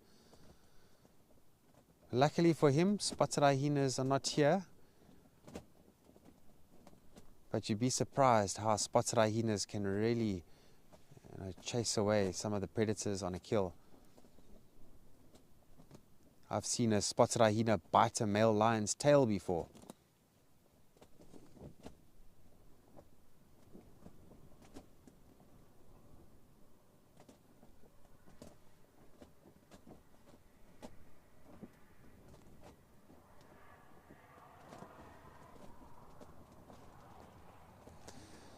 Philip, morning. So Philip, you know, when it comes to rotten meat, what is rotten to us and what is rotten to the animals is 2 different things. I've seen Timavati again. I didn't see the elephant die, but an elephant passed away from old age and died in a riverbed, and lions found that carcass and they were feeding on that carcass for 2 weeks. It got to a point where we did not want to take our guests there anymore. It stank so badly there. But the lions were eating. Some of them, the meat was already turned to liquid and they were licking it. But it does get to a point where it's just too rotten for them and they can't. And they leave it. And that pride that I've just mentioned now that found that elephant, they had young cubs. They weren't very young. They were about 6 months old. And when we got onto the sighting to begin with, we didn't know they were cubs until they crawled out of the stomach of the elephant, almost like a cave. So they were right inside the stomach, trying to eat some of the organs.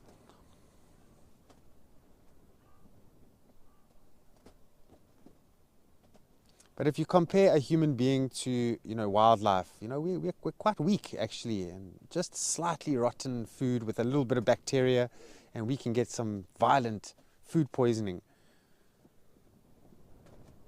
You don't see this with wildlife. Of course, they can eat rotten things that are too rotten, and they can get sick, runny tummies and vomiting and things like that. But you don't see them getting violent food poisoning. Now, the crows are busy flying over, and this male lion wants to get a little bit closer to his carcass. He might even try and chase these crows if they land. See, he's looking at them. He wants to go for them.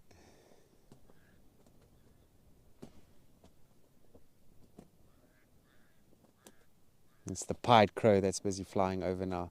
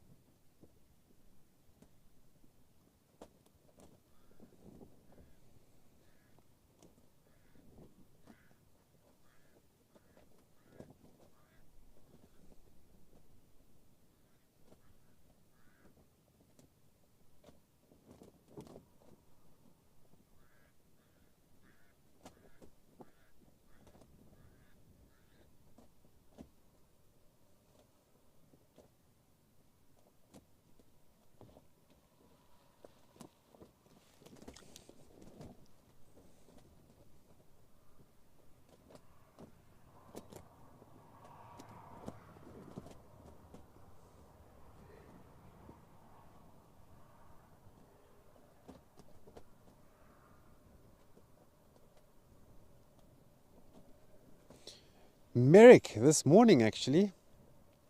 Yeah, he killed this eland while we were on the sunrise safari. I can't remember the exact time. It was about 7:30ish, around about there this morning.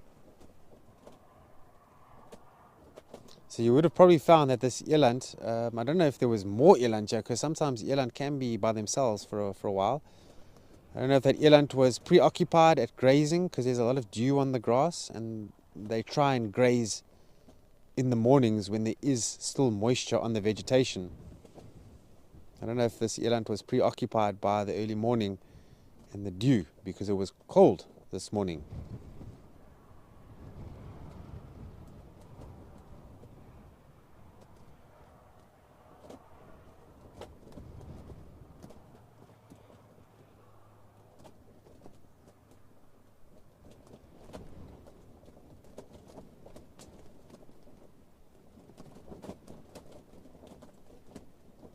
And sometimes, when you're watching a hunt about to take place, obviously depending on what animal's being hunted, but when lions are hunting buffalo, as a safari guide, you really need to plan where you're going to park the vehicle, because you need to make sure that you are well out of the path of a charging buffalo. Because when that buffalo takes off running and he takes gaps, if your vehicle's in the way, it'll run straight into your vehicle. And I've seen this countless times on videos and things like that. And eland as well. If this eland decided to run and it ran towards our vehicle, obviously it's a bit far. We would be able to start up and reverse. But if you're too close and this eland managed to get away and try and run and it hits the vehicle, you always have to plan where you're going to stop.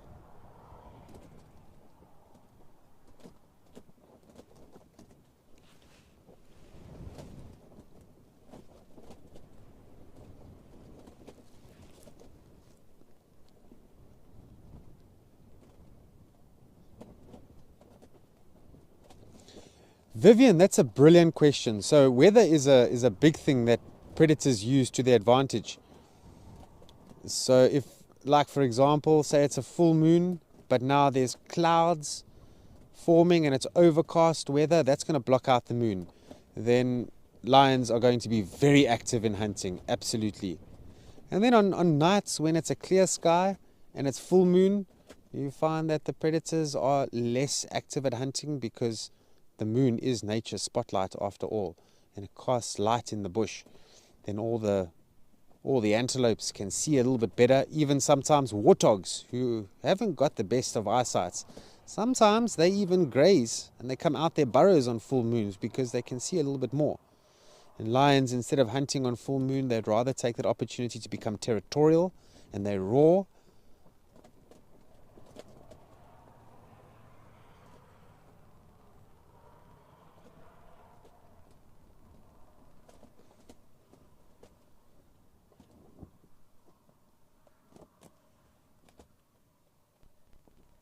And certain species of animals, sometimes they, like wild dogs. Now, wild dog as a species really do enjoy hunting in drizzle rain, because the drizzle rain covers their scent.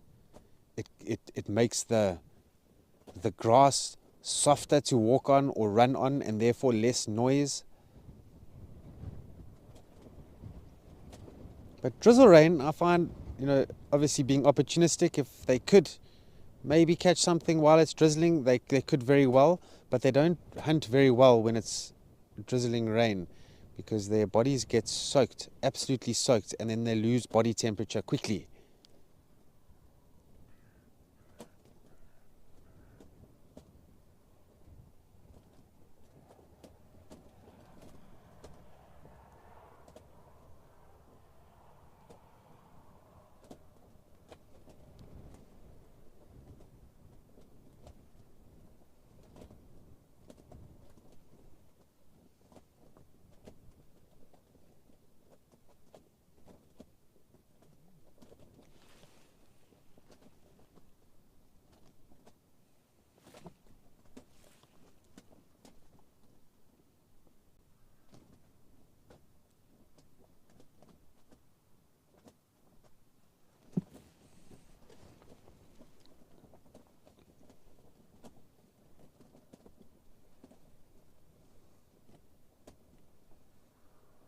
The shame, he's actually looking towards us because a crow just flew in front of us. And he just gave that crow a dirty look, saying, "Don't you dare try anything here."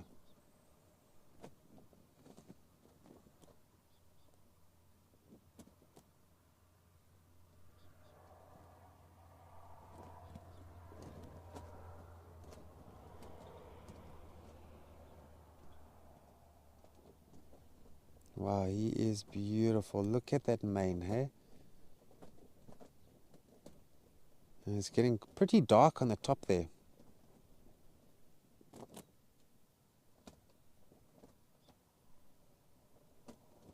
Now, I'm not sure if some of you have ever heard of the story back in I think it was the 1800s, of those man-eating lions of Tsavo. They actually made a film based on it, and it was called The Ghosts of the Darkness. But if you have a look on your internet, you'll find that those lions were so emaciated and so desperate. And they were so in bad condition that their manes fell out. They had no manes, these poor lions. And because they were starving to death, they formed this coalition and started to hunt people. But it's a very infrequent thing that happens in the nature. Predators eating humans, I'm not going to say it's unheard of, but it happens very seldomly.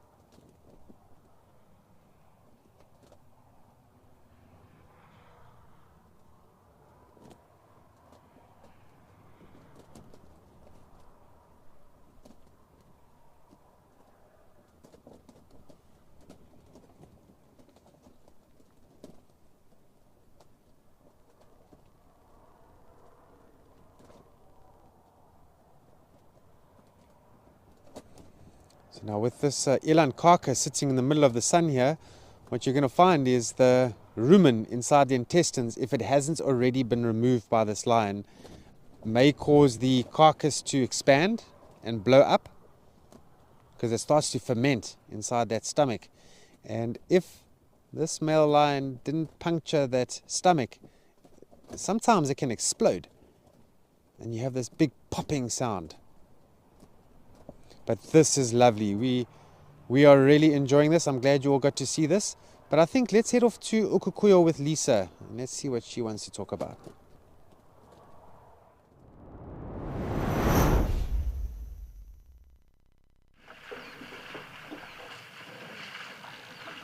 Thank you, Andrew. I would like to talk about anything that our wonderful viewers would like to talk about. We've got some beautiful zebras as always, as well as the wildebeest and the oryx and the springbok. But of course, you are more than welcome to tell me what you would like to talk about. If you have any questions for us about the animals, about us as naturalists, the locations, you are more than welcome to ask us. But we are just having a typical, peaceful public holiday. It really has been so calm here at Okukoyo, and the weather has been lovely, which has definitely been encouraging the animals to come down to the waterhole. In Djuma, we have been doing some birding and so forth, but it is fairly windy there, so it's a little bit difficult to show all of you, but our parrots are still around just to update you. But what an amazing sight this is. I mean, we've seen a herd of elephants earlier on Escape to Nature, so if you did miss that, definitely check out the highlights a little later on. And they're a very, very, very tiny baby with them, which I suspect is only a couple of days old. But how amazing to think that we are making history with these animals, not by necessarily actively participating or doing anything, but just spending all of this time with them, watching their different behaviors and social structures, and their different reactions and responses to one another. This is definitely something we can learn from all of these animals. Just tolerating one another, being patient, coexisting. Because after all, you are way better off when you've got a great support system. Can you imagine one impala coming down to this waterhole and not having warning from any zebras or springboks or oryxes or anything if a lion is ambushing it?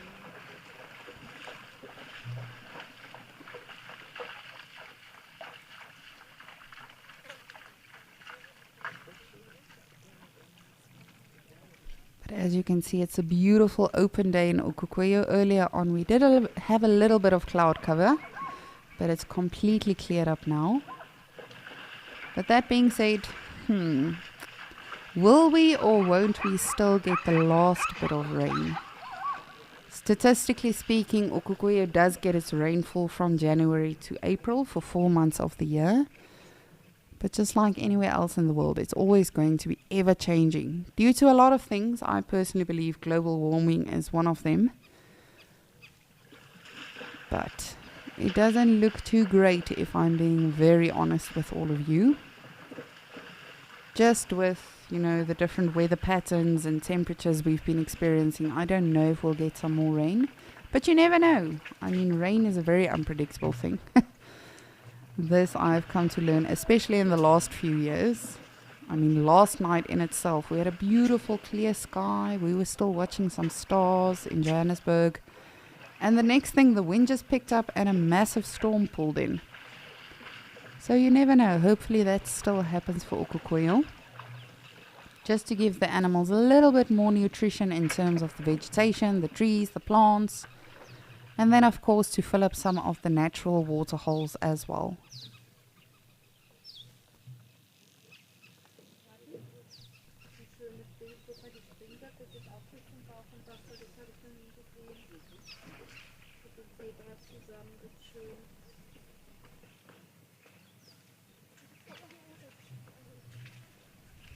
Mallory, good morning.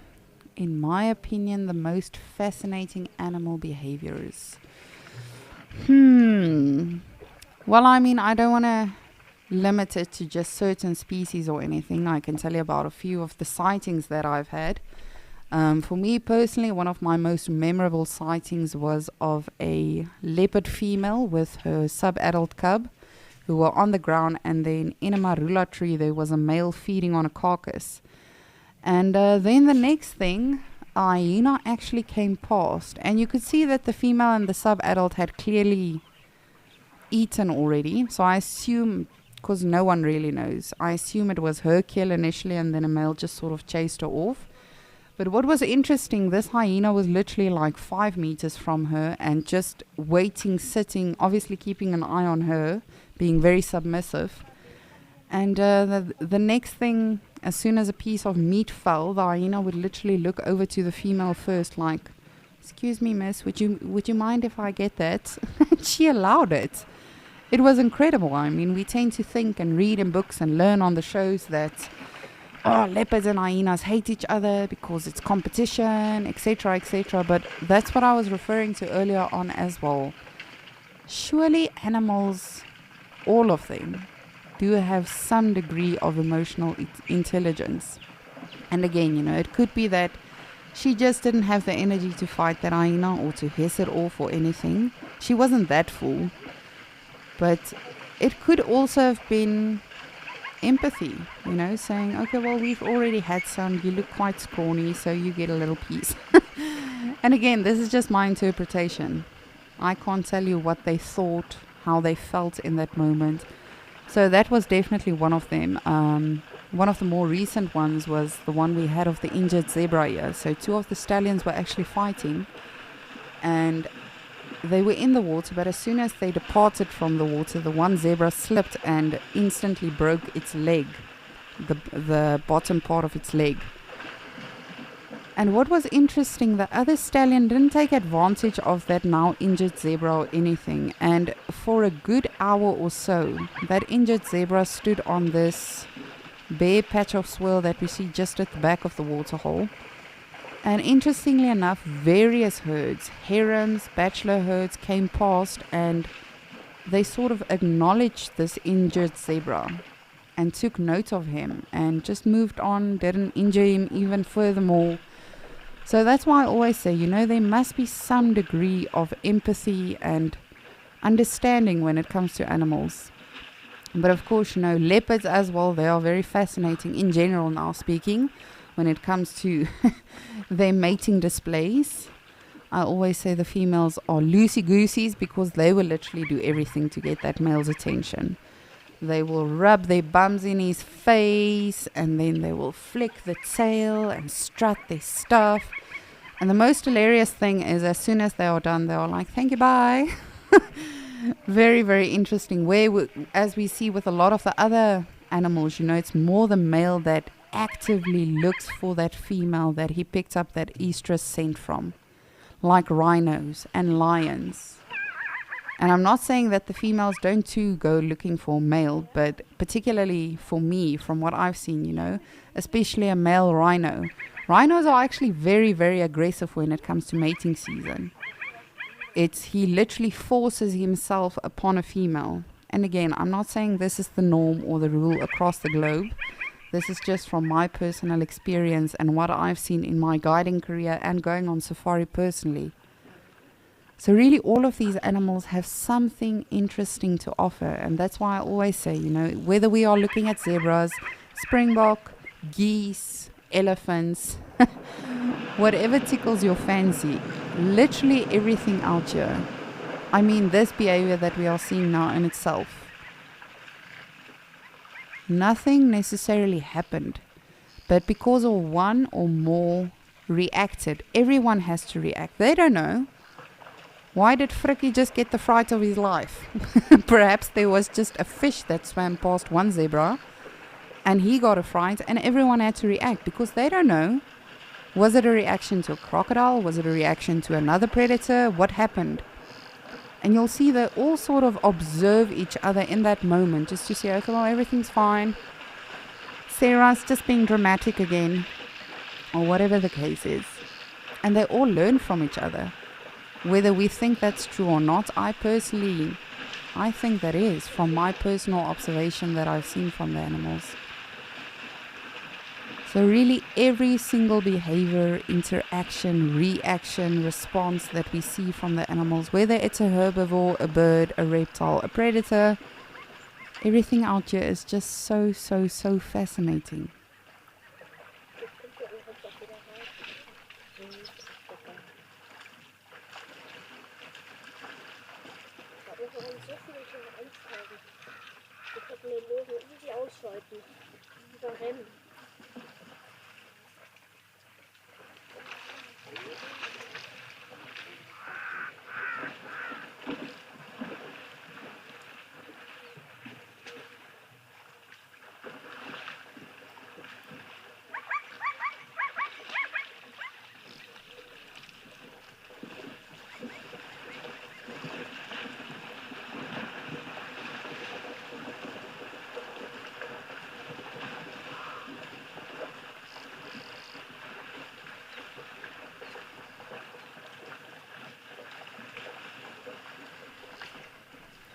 Mrs. Walrus, so good to hear from you. Ooh, that's very exciting. On our birthday celebration, the 27th of April, you are coming to South Africa. You want to see secretary birds, meerkats, cheetah, and brown hyena. Oof. I'm going to be brutally honest with you. I do not have a lot of experience personally in the wild. I'm speaking. I've been to a lot of rehabilitation centers and everything. But with regards to meerkats and brown hyena specifically, I don't have too much experience. However, what I can tell you from observing, of course, Wild Earth, I would definitely say that Madikwe is a good place for brown hyena, as is Pilanesberg. So Pilanesberg is another game reserve that is actually not too far away from Madikwe. So that would definitely be good for brown hyena. Pilanesberg actually also has cheetahs. If I'm not mistaken, currently they have 2 groups of cheetahs. I know a female with her sub-adults and then a coalition of males. But definitely check that out. I mean, there's a lot of places that you can also follow on social media and so forth to see what the latest sightings have been in various places, in Kruger, in Pilanesberg, all of those places. That is one of the wonderful things about technology, is that people are actually connecting more. I mean, before I went to Sabina, I literally asked people, how are the roads looking? Random people on social media, and all of them were so responsive. So I would definitely delve into that. But as I say, for brown hyena, definitely Pilanesberg, Madikwe, and cheetah. And then meerkats. So I'm going to be very honest. I have 0 experience in terms of guiding with meerkats. If you'd like, you can perhaps try Amakala. I know Andrew saw some meerkats a couple of days ago there. And then secretary birds, generally, for the most part, from what I know, last year I actually compiled a blog on the secretary birds and the Coribustards that are seen in the Greater Kruger and in Kruger itself as well. And there was a fair amount of secretary birds that were actually seen throughout the year. So I hope that helps. If anyone else has any suggestions for Mrs. Walrus, she's very interested in seeing secretary birds, meerkats, cheetah, and brown hyena. She's got 4 weeks. No plans yet. Please help us out. But yes, those would definitely be my suggestions. Kruger National Park, Pilanesberg, Madikwe, Amakala. We're literally going to stay 1 day in each location if I carry on like this. But that is the beauty about Africa. You know, there's so much to see.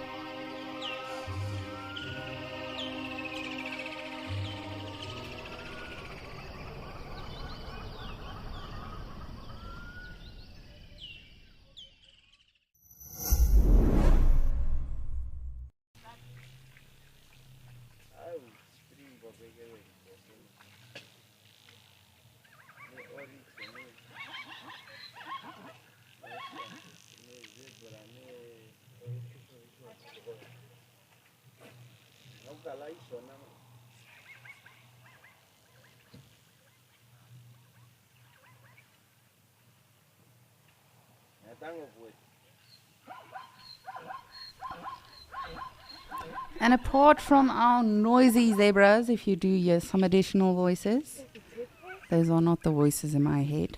Luckily, they are not audible to all of you. Those are just the actual visitors here at this beautiful campsite. But what a wonderful day. Oh man, it's perfect. Not a cloud in the sky. We've already seen some elephants and a lot of zebras and wildebeest and oryx and springbok and impala. We truly are so, so, so lucky.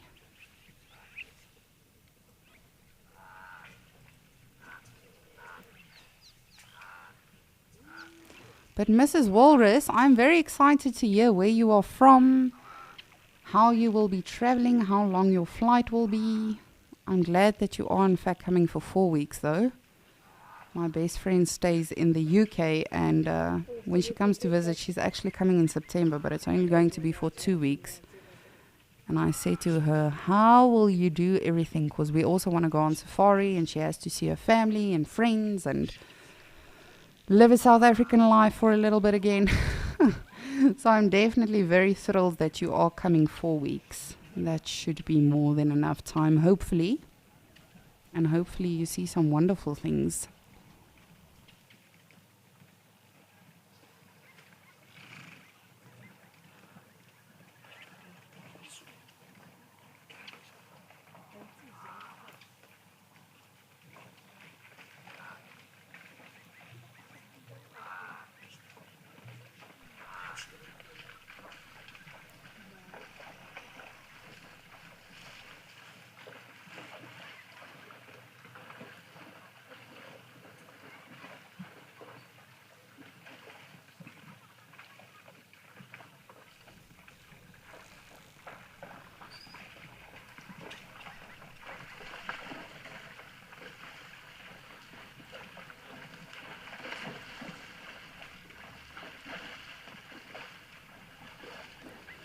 But I would love to hear from all of you, what has been your favorite today? The elephants, the baby elephant, that wonderful sighting of the male lion with the eland kill on Amakhala with Andrew, or do you just like me enjoy absolutely everything that we see? And that really is the secret. I will tell you this much. When you appreciate everything and anything, then just every now and again, Mother Nature says, here you go. Here's an extra treat for you. And at the end of the day, we have to bear that in mind. Whether we are watching sunset safari, sunrise safari, escape to nature, even when you are on an actual safari. And believe me, I know this. I mean, I went to the Sabi Sands now for 4 evenings. And I was really hoping and praying that we will see as much as possible. And as I say, we did not see one lion. We saw Tlalamba. I saw Tlalamba with Tess, and then my better half and I, as we were driving out, we saw Shadulu. But then other times I've been to Sabi where in the first safari, you see elephants, rhinos, buffaloes. I did not see one rhino while I was there now. So at the end of the day, we have to remember that everything we see out here is an absolute blessing and privilege.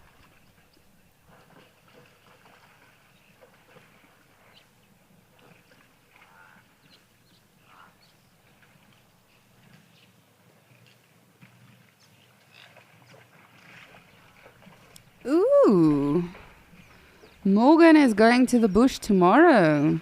Where are you going? How long are you going for? I would love to hear from you. This is the first time hearing about it. It's utter nonsense.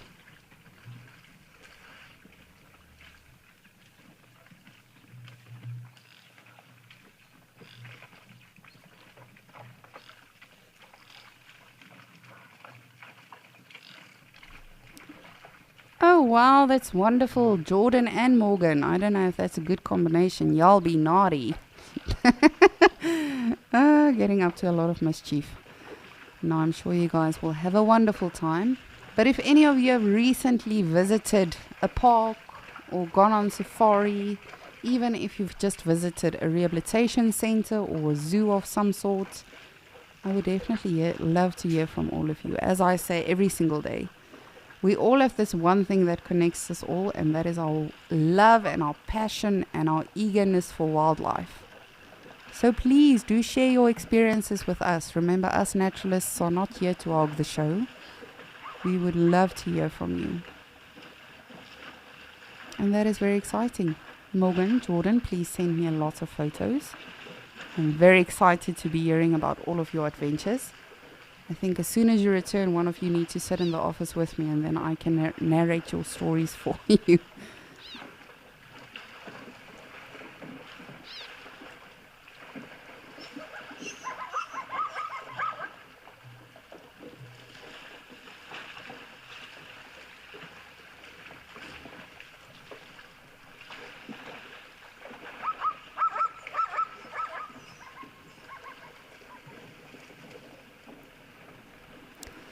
Mrs. Walrus, oh yes, of course, you're from Scotland.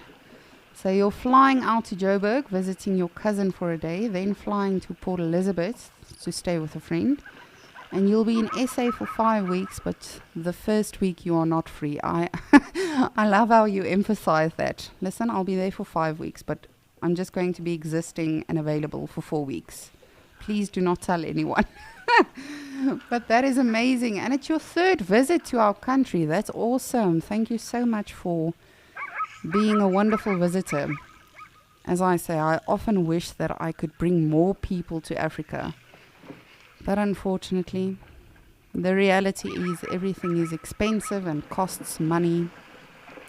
That is actually the one thing that I admire so much about Disney and what they do. And if any of you younger viewers, or even the older viewers, if any of you have ever considered going to work for Disney, I see they have opened their cultural programs again.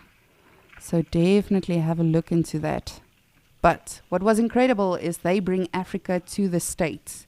So I worked with people from Botswana, Tanzania, Zambia, Zimbabwe, Namibia, all over Africa, and it was incredible. I learned so much about my own continent that I did not learn here in my own country. And of course, it's a vast continent. You know, we've got so many countries and cultures and languages.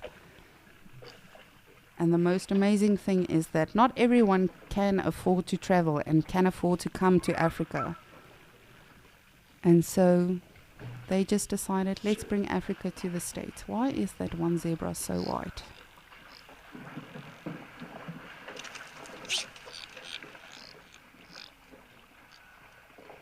For a minute it seemed like that zebra lost its stripe in the waterhole. And it's possible.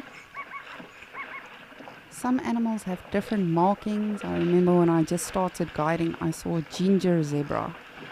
He literally had the faintest red stripes. And that is just due to DNA, Mother Nature. Just like that elephant we saw earlier on. Why does it not have a tail? Did it lose it due to an injury? Did it lose it due to a predator?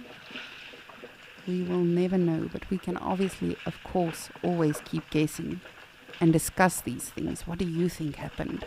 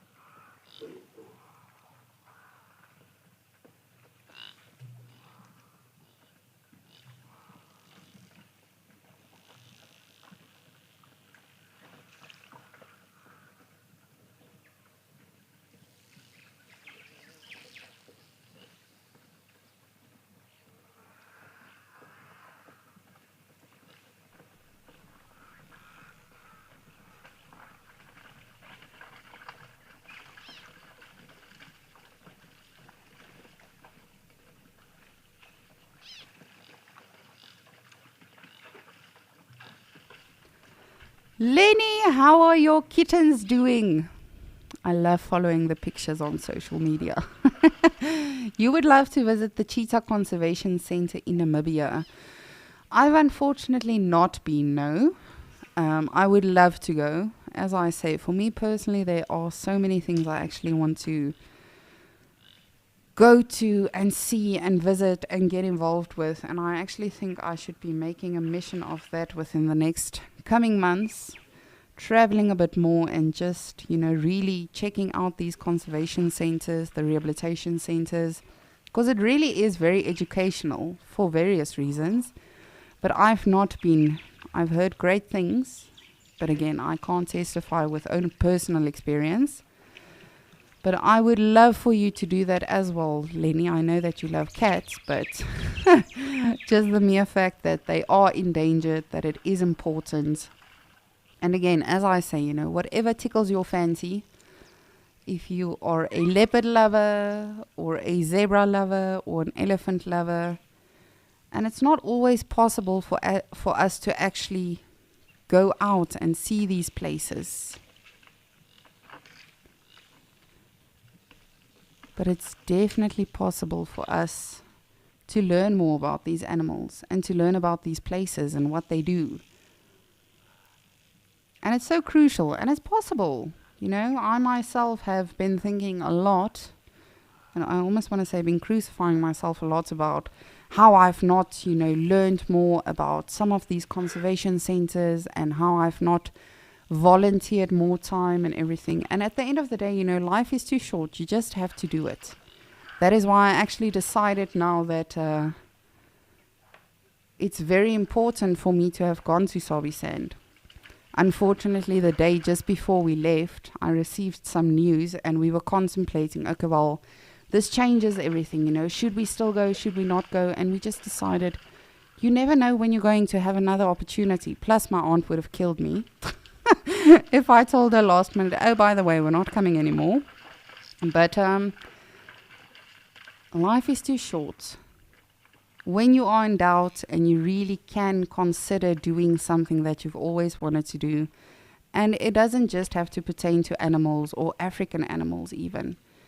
If there's something that you've always wanted to do, whether it's taking up artwork, becoming an artist, painting, or really learn about anything, just do it. Life is way too short. But I hope, Lenny, that one day you can visit the Cheetah Conservation Center. Hopefully we can do it together. How cool would that be? I always say I would love to meet all of you in real life, have a cup of coffee with you, and I think there's so much that we can all discuss. And believe me, all of our naturalists feel that way as well. Even our zoomies, often I think, oh man, I would love to just have a fat conversation with a zoomie about something in particular. I know our one zoomie, Meerkat, loves meerkats. That's literally their name when they are zooming. And I would love to hear, where did your passion start? Why? How? And all of you as well. Leopard lover, of course, very obvious. Loves leopards. But what drives you? Of course, for me, it's elephants.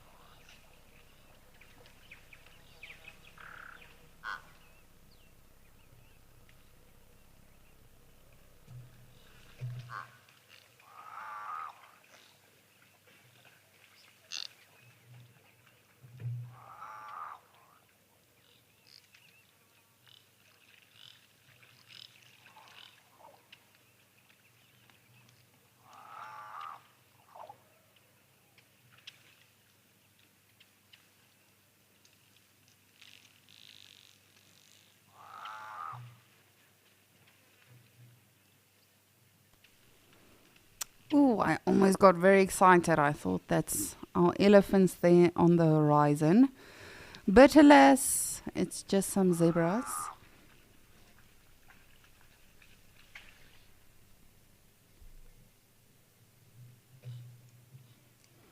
How beautiful. But speaking of beautiful, Andrew has something beautiful to show you in Amakhala as well. So I'm going to send you over to them.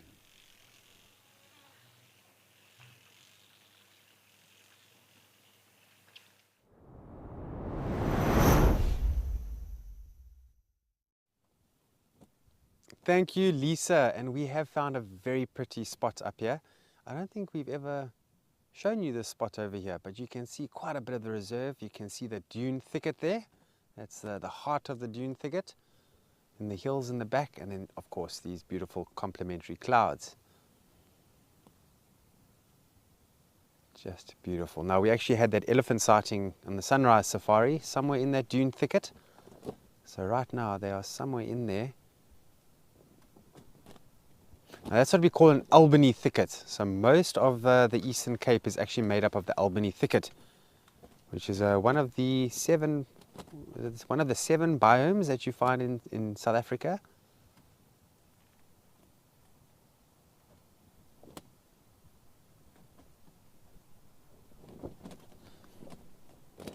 And then animals like the Knysna woodpecker, they are almost exclusive to that of Albany thickets,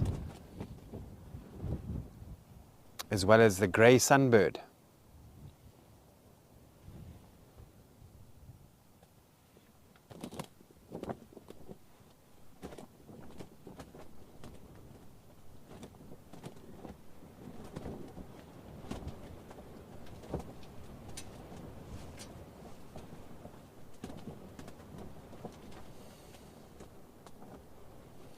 You never know, maybe with just a little bit of luck, maybe we spot an elephant bull walking through there. Because sometimes the elephant bulls do trail from behind when it comes to the breeding group that's moving through the area.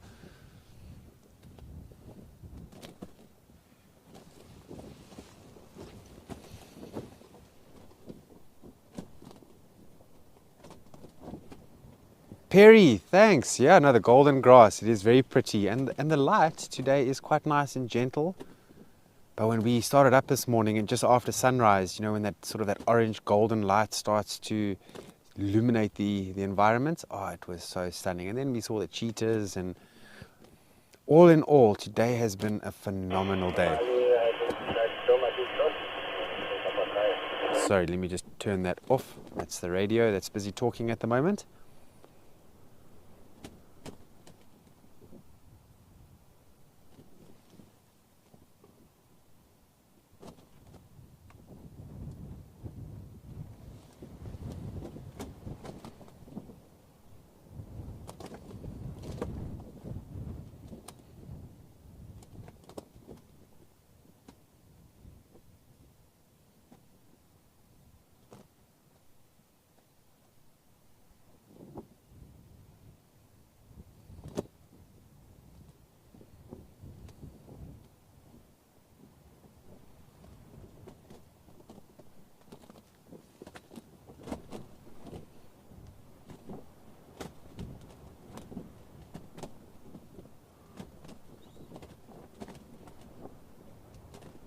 I'm just looking from side to side, seeing if there's any giraffe that could be in there.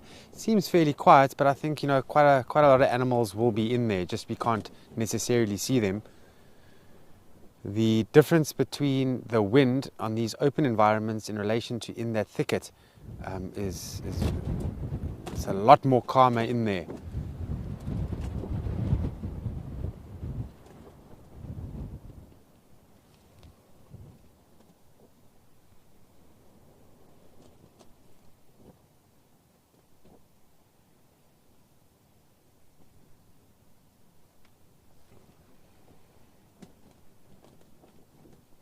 In those thickets, and you very seldomly see them on Amakhala, is actually bushbuck. A lot of people really enjoy bushbuck, but we do see their sign a lot in those dune thickets. I've seen a handful of them over the years, and then also the common duiker is also inside there. They sort of share the same habitat. But now, when it comes to some of the tracking assessments that we do here on Amakhala, we have the one side of it called the track and sign. And this is identifying signs of animals and then getting evaluated for your knowledge on that. And one of the evaluations, we went into that dune thicket and we found common duiker tracks and we found bushbuck tracks, and you cannot believe how similar the track is. It is so difficult to determine who is who, and it really is a conundrum. And some of the best track and sign specialists, they also sometimes get it wrong.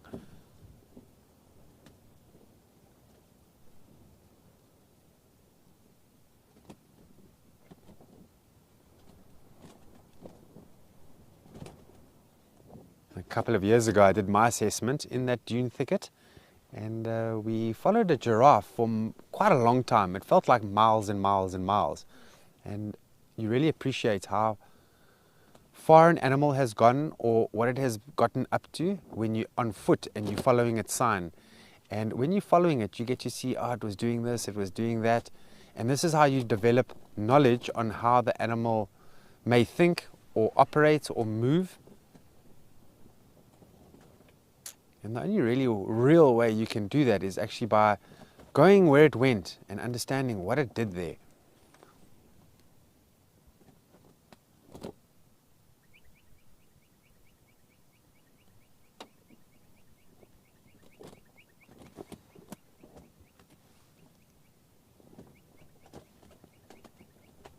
Okay, so we're actually going to drive into that dune thicket, see what's going on in there. Let's head off to Lisa at Ukukuyo in the meanwhile.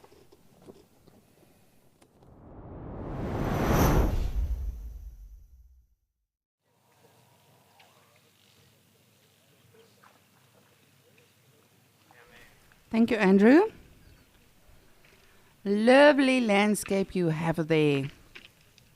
That is probably also one of my favorite things to do, especially if you have more laid-back guests on the vehicle and people that just want to see and appreciate everything.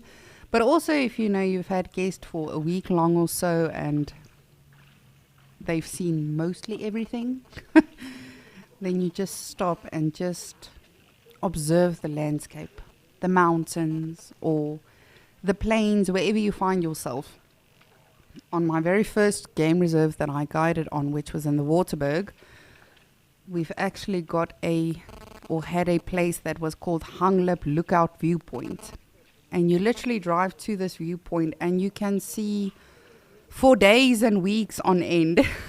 You could see all the way into the nearest town, Naboomspruit, Potgietersrus. Absolutely incredible. And what's amazing, I don't know if they still actually have this. This is over 10 years ago that I was there. But they've got a beautiful golf course there. And the whole golf course was actually designed, each hole was designed by a professional golf player. But then they also had what we call the Extreme 19th. So what you would do is, as a paying guest, and it was a lot of money back then. I don't know if it still exists and if they still do it. But you could actually fly up onto that mountain, and then as you have your little tee off, your green at the bottom is in the outlay of Africa, the continent Africa, and then you would tee off to potentially get a hole in one. No one's ever done it to my knowledge.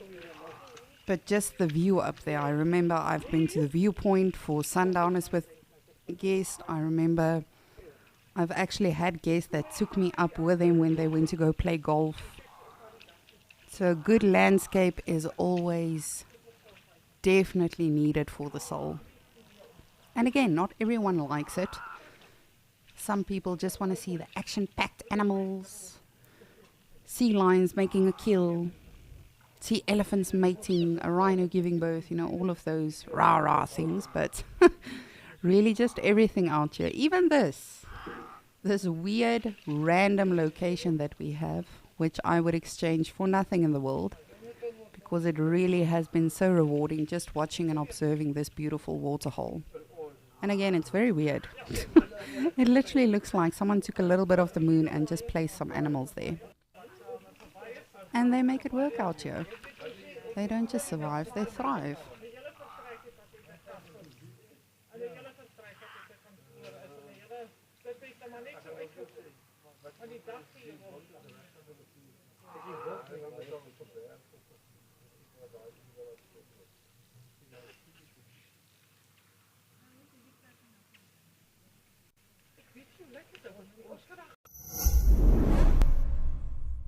Hi there, my name is Robert Williams, Dr. Rob in the Yahoo chat.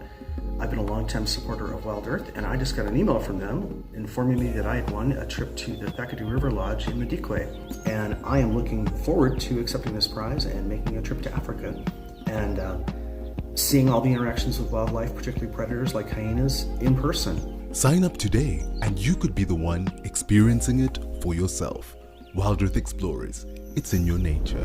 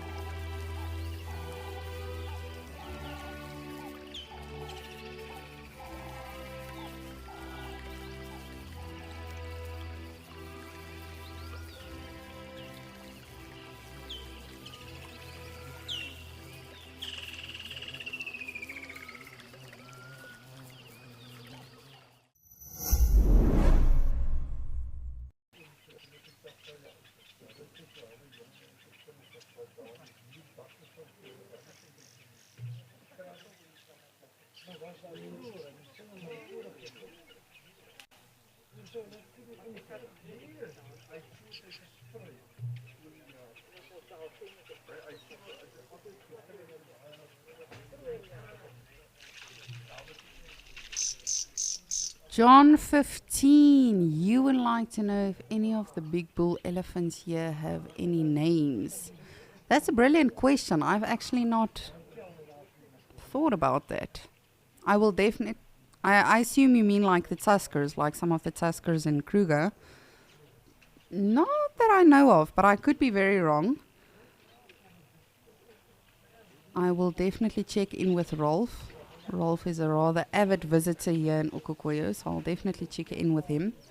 I too am still learning about this area, but that's a brilliant question. I don't know why I've never thought about that. I will definitely get back to you, John. But I would assume so. I wonder if our 3 elephants, those 3 big ones that we generally see, if they have any names. But that would be a good thing to know. Thank you for that question. I really appreciate it. But what would you say are some good names for big bull elephants? I know in Pilanesberg there was one called Amarula, and he passed away last year, if I'm not mistaken. I still did a blog about it. I think it was last year or the end of 2021. Goodness, the time flies. But a lot of the elephants out here, of course, do have names. And that's for various reasons, you know. It's for, like Amarula, for instance. I know a lot of people had a lot of altercations with him in Pilanesberg. He was a very big, recognized elephant. And he loved getting close to the vehicles. And I think if you were not too familiar with him, and you see this beautiful big elephant coming up to you, you're not sure what to expect. But elephants have names, and animals have names for various reasons, like the leopards in Juma, you know, that is for identification, goodness, identification purposes, so we can actually tell who's who and see who's got which territory, just like with the hyena clan. But it'll definitely be interesting. I promise I will go read up on that and try to find out a little bit more for you, John. Thank you for that question. And then, you know, again, depending on the area where you work, the elephants I used to work with, for the most part, their name either was derived from the area they were found in, or their name. For instance, Jabulani. Jabulani means happiness or to rejoice. And that is literally why he got his name. He was always this happy little elephant and thrived throughout everything happening. Mambo is one of the naughtiest elephants, referring to to the dance, because he's always dancing around discipline.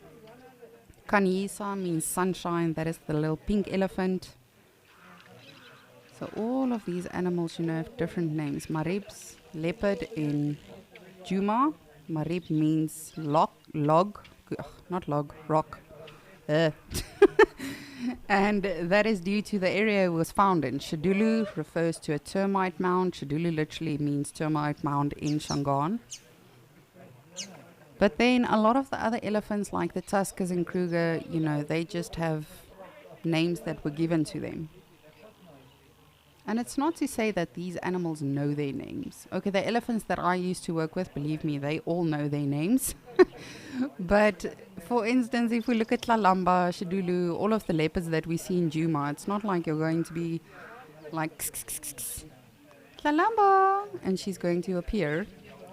It's literally just for our identification means. And I always find that it's a very thin line to thread on as well, because as soon as you give an animal a name, you give it a personality. And I've seen on a lot of reserves where they do that, where people tend to then lose respect for the animal. And it's a very, yes, as I say, it's a tricky thing to do. My very first reserve I used to work at, that one dominant white rhino bull, his name is Gumboots.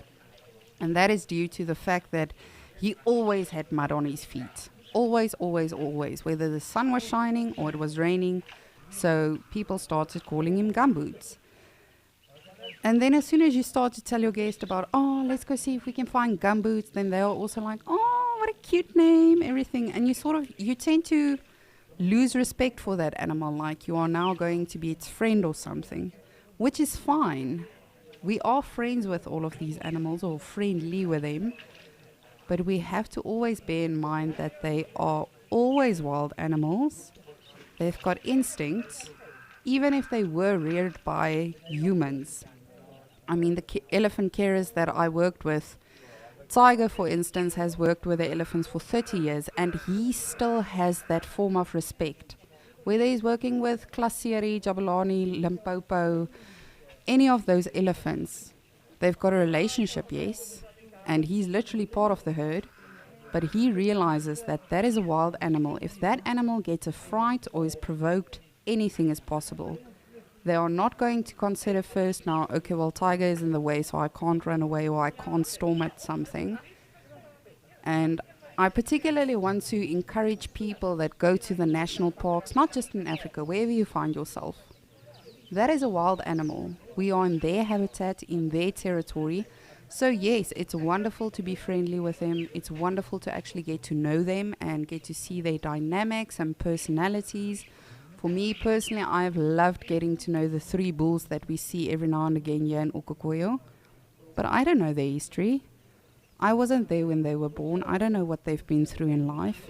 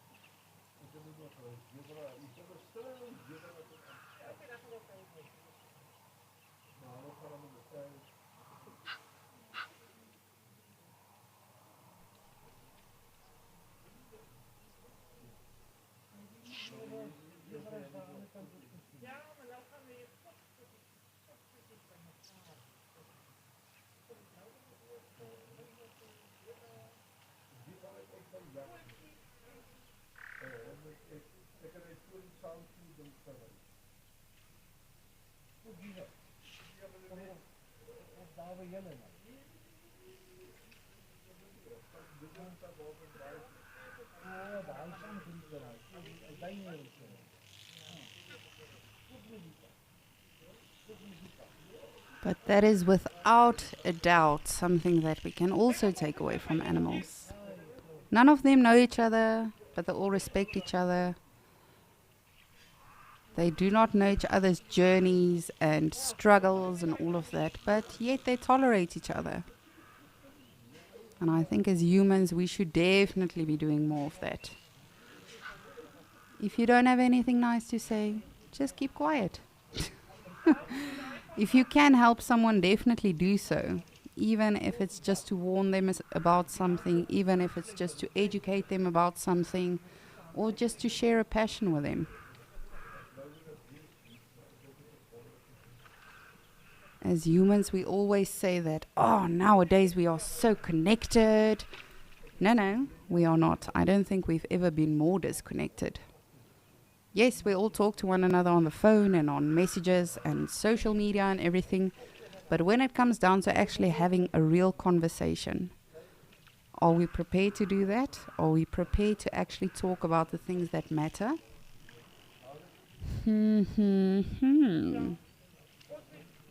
But that is enough preaching from me for today. Let's just take these last few minutes just to embrace all of these beautiful creatures. And we really have had a wonderful day. We've seen a lion with an eland kill. We've seen some wonderful scenes in Amakala. And then here we finally saw an elephant herd with a very, very tiny one. So if you missed that, I do encourage you to go check out the highlights later. It was very tiny. And as always, we saw zebras and wildebeest and oryxes and springbok here. So it's really been a super productive and beautiful Monday. But I hope wherever you find yourself, you are going to have a wonderful day. And we hope that you join us again for Sunset Safari. I think it will be a good one. Oh, and can I just, speaking of highlights, can I tell you what was my highlight of yesterday's Sunset Safari? Hearing Rexon laugh from his toes. Like he literally had this beautiful laugh. And you could hear he just had so much fun on the Easter egg hunts. So if you also missed that, you can of course catch up with that. But it has been a wonderful day, and I will be back on Thursday. So I hope everyone has a wonderful rest of the week. If you are traveling, please travel safe, get home safe or to your destination. And furthermore, if you do want to continue watching these cameras, of course you can do so on the app, or you can do so on YouTube, and that goes for the Djuma Dam cam, for the Ukukuya one.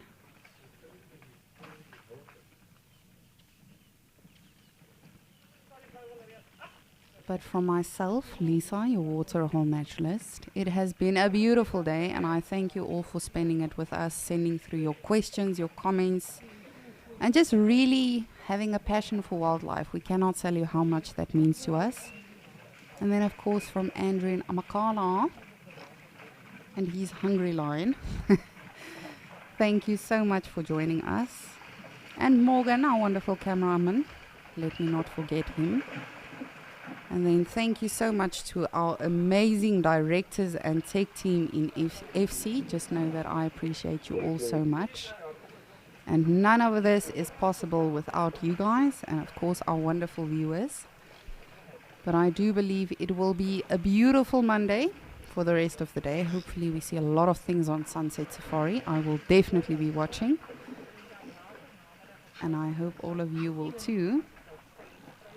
But for now, I'm just going to leave you with this beautiful scene of the beautiful Ukukuyu in Namibia.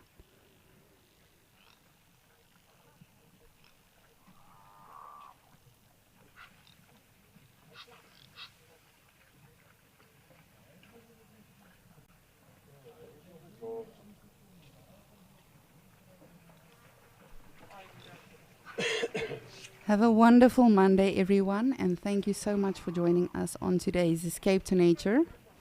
I hope you will have a beautiful Monday, and wherever you find yourself, never stop loving animals, never stop appreciating them, and never stop sharing your passion for them. Have a beautiful day.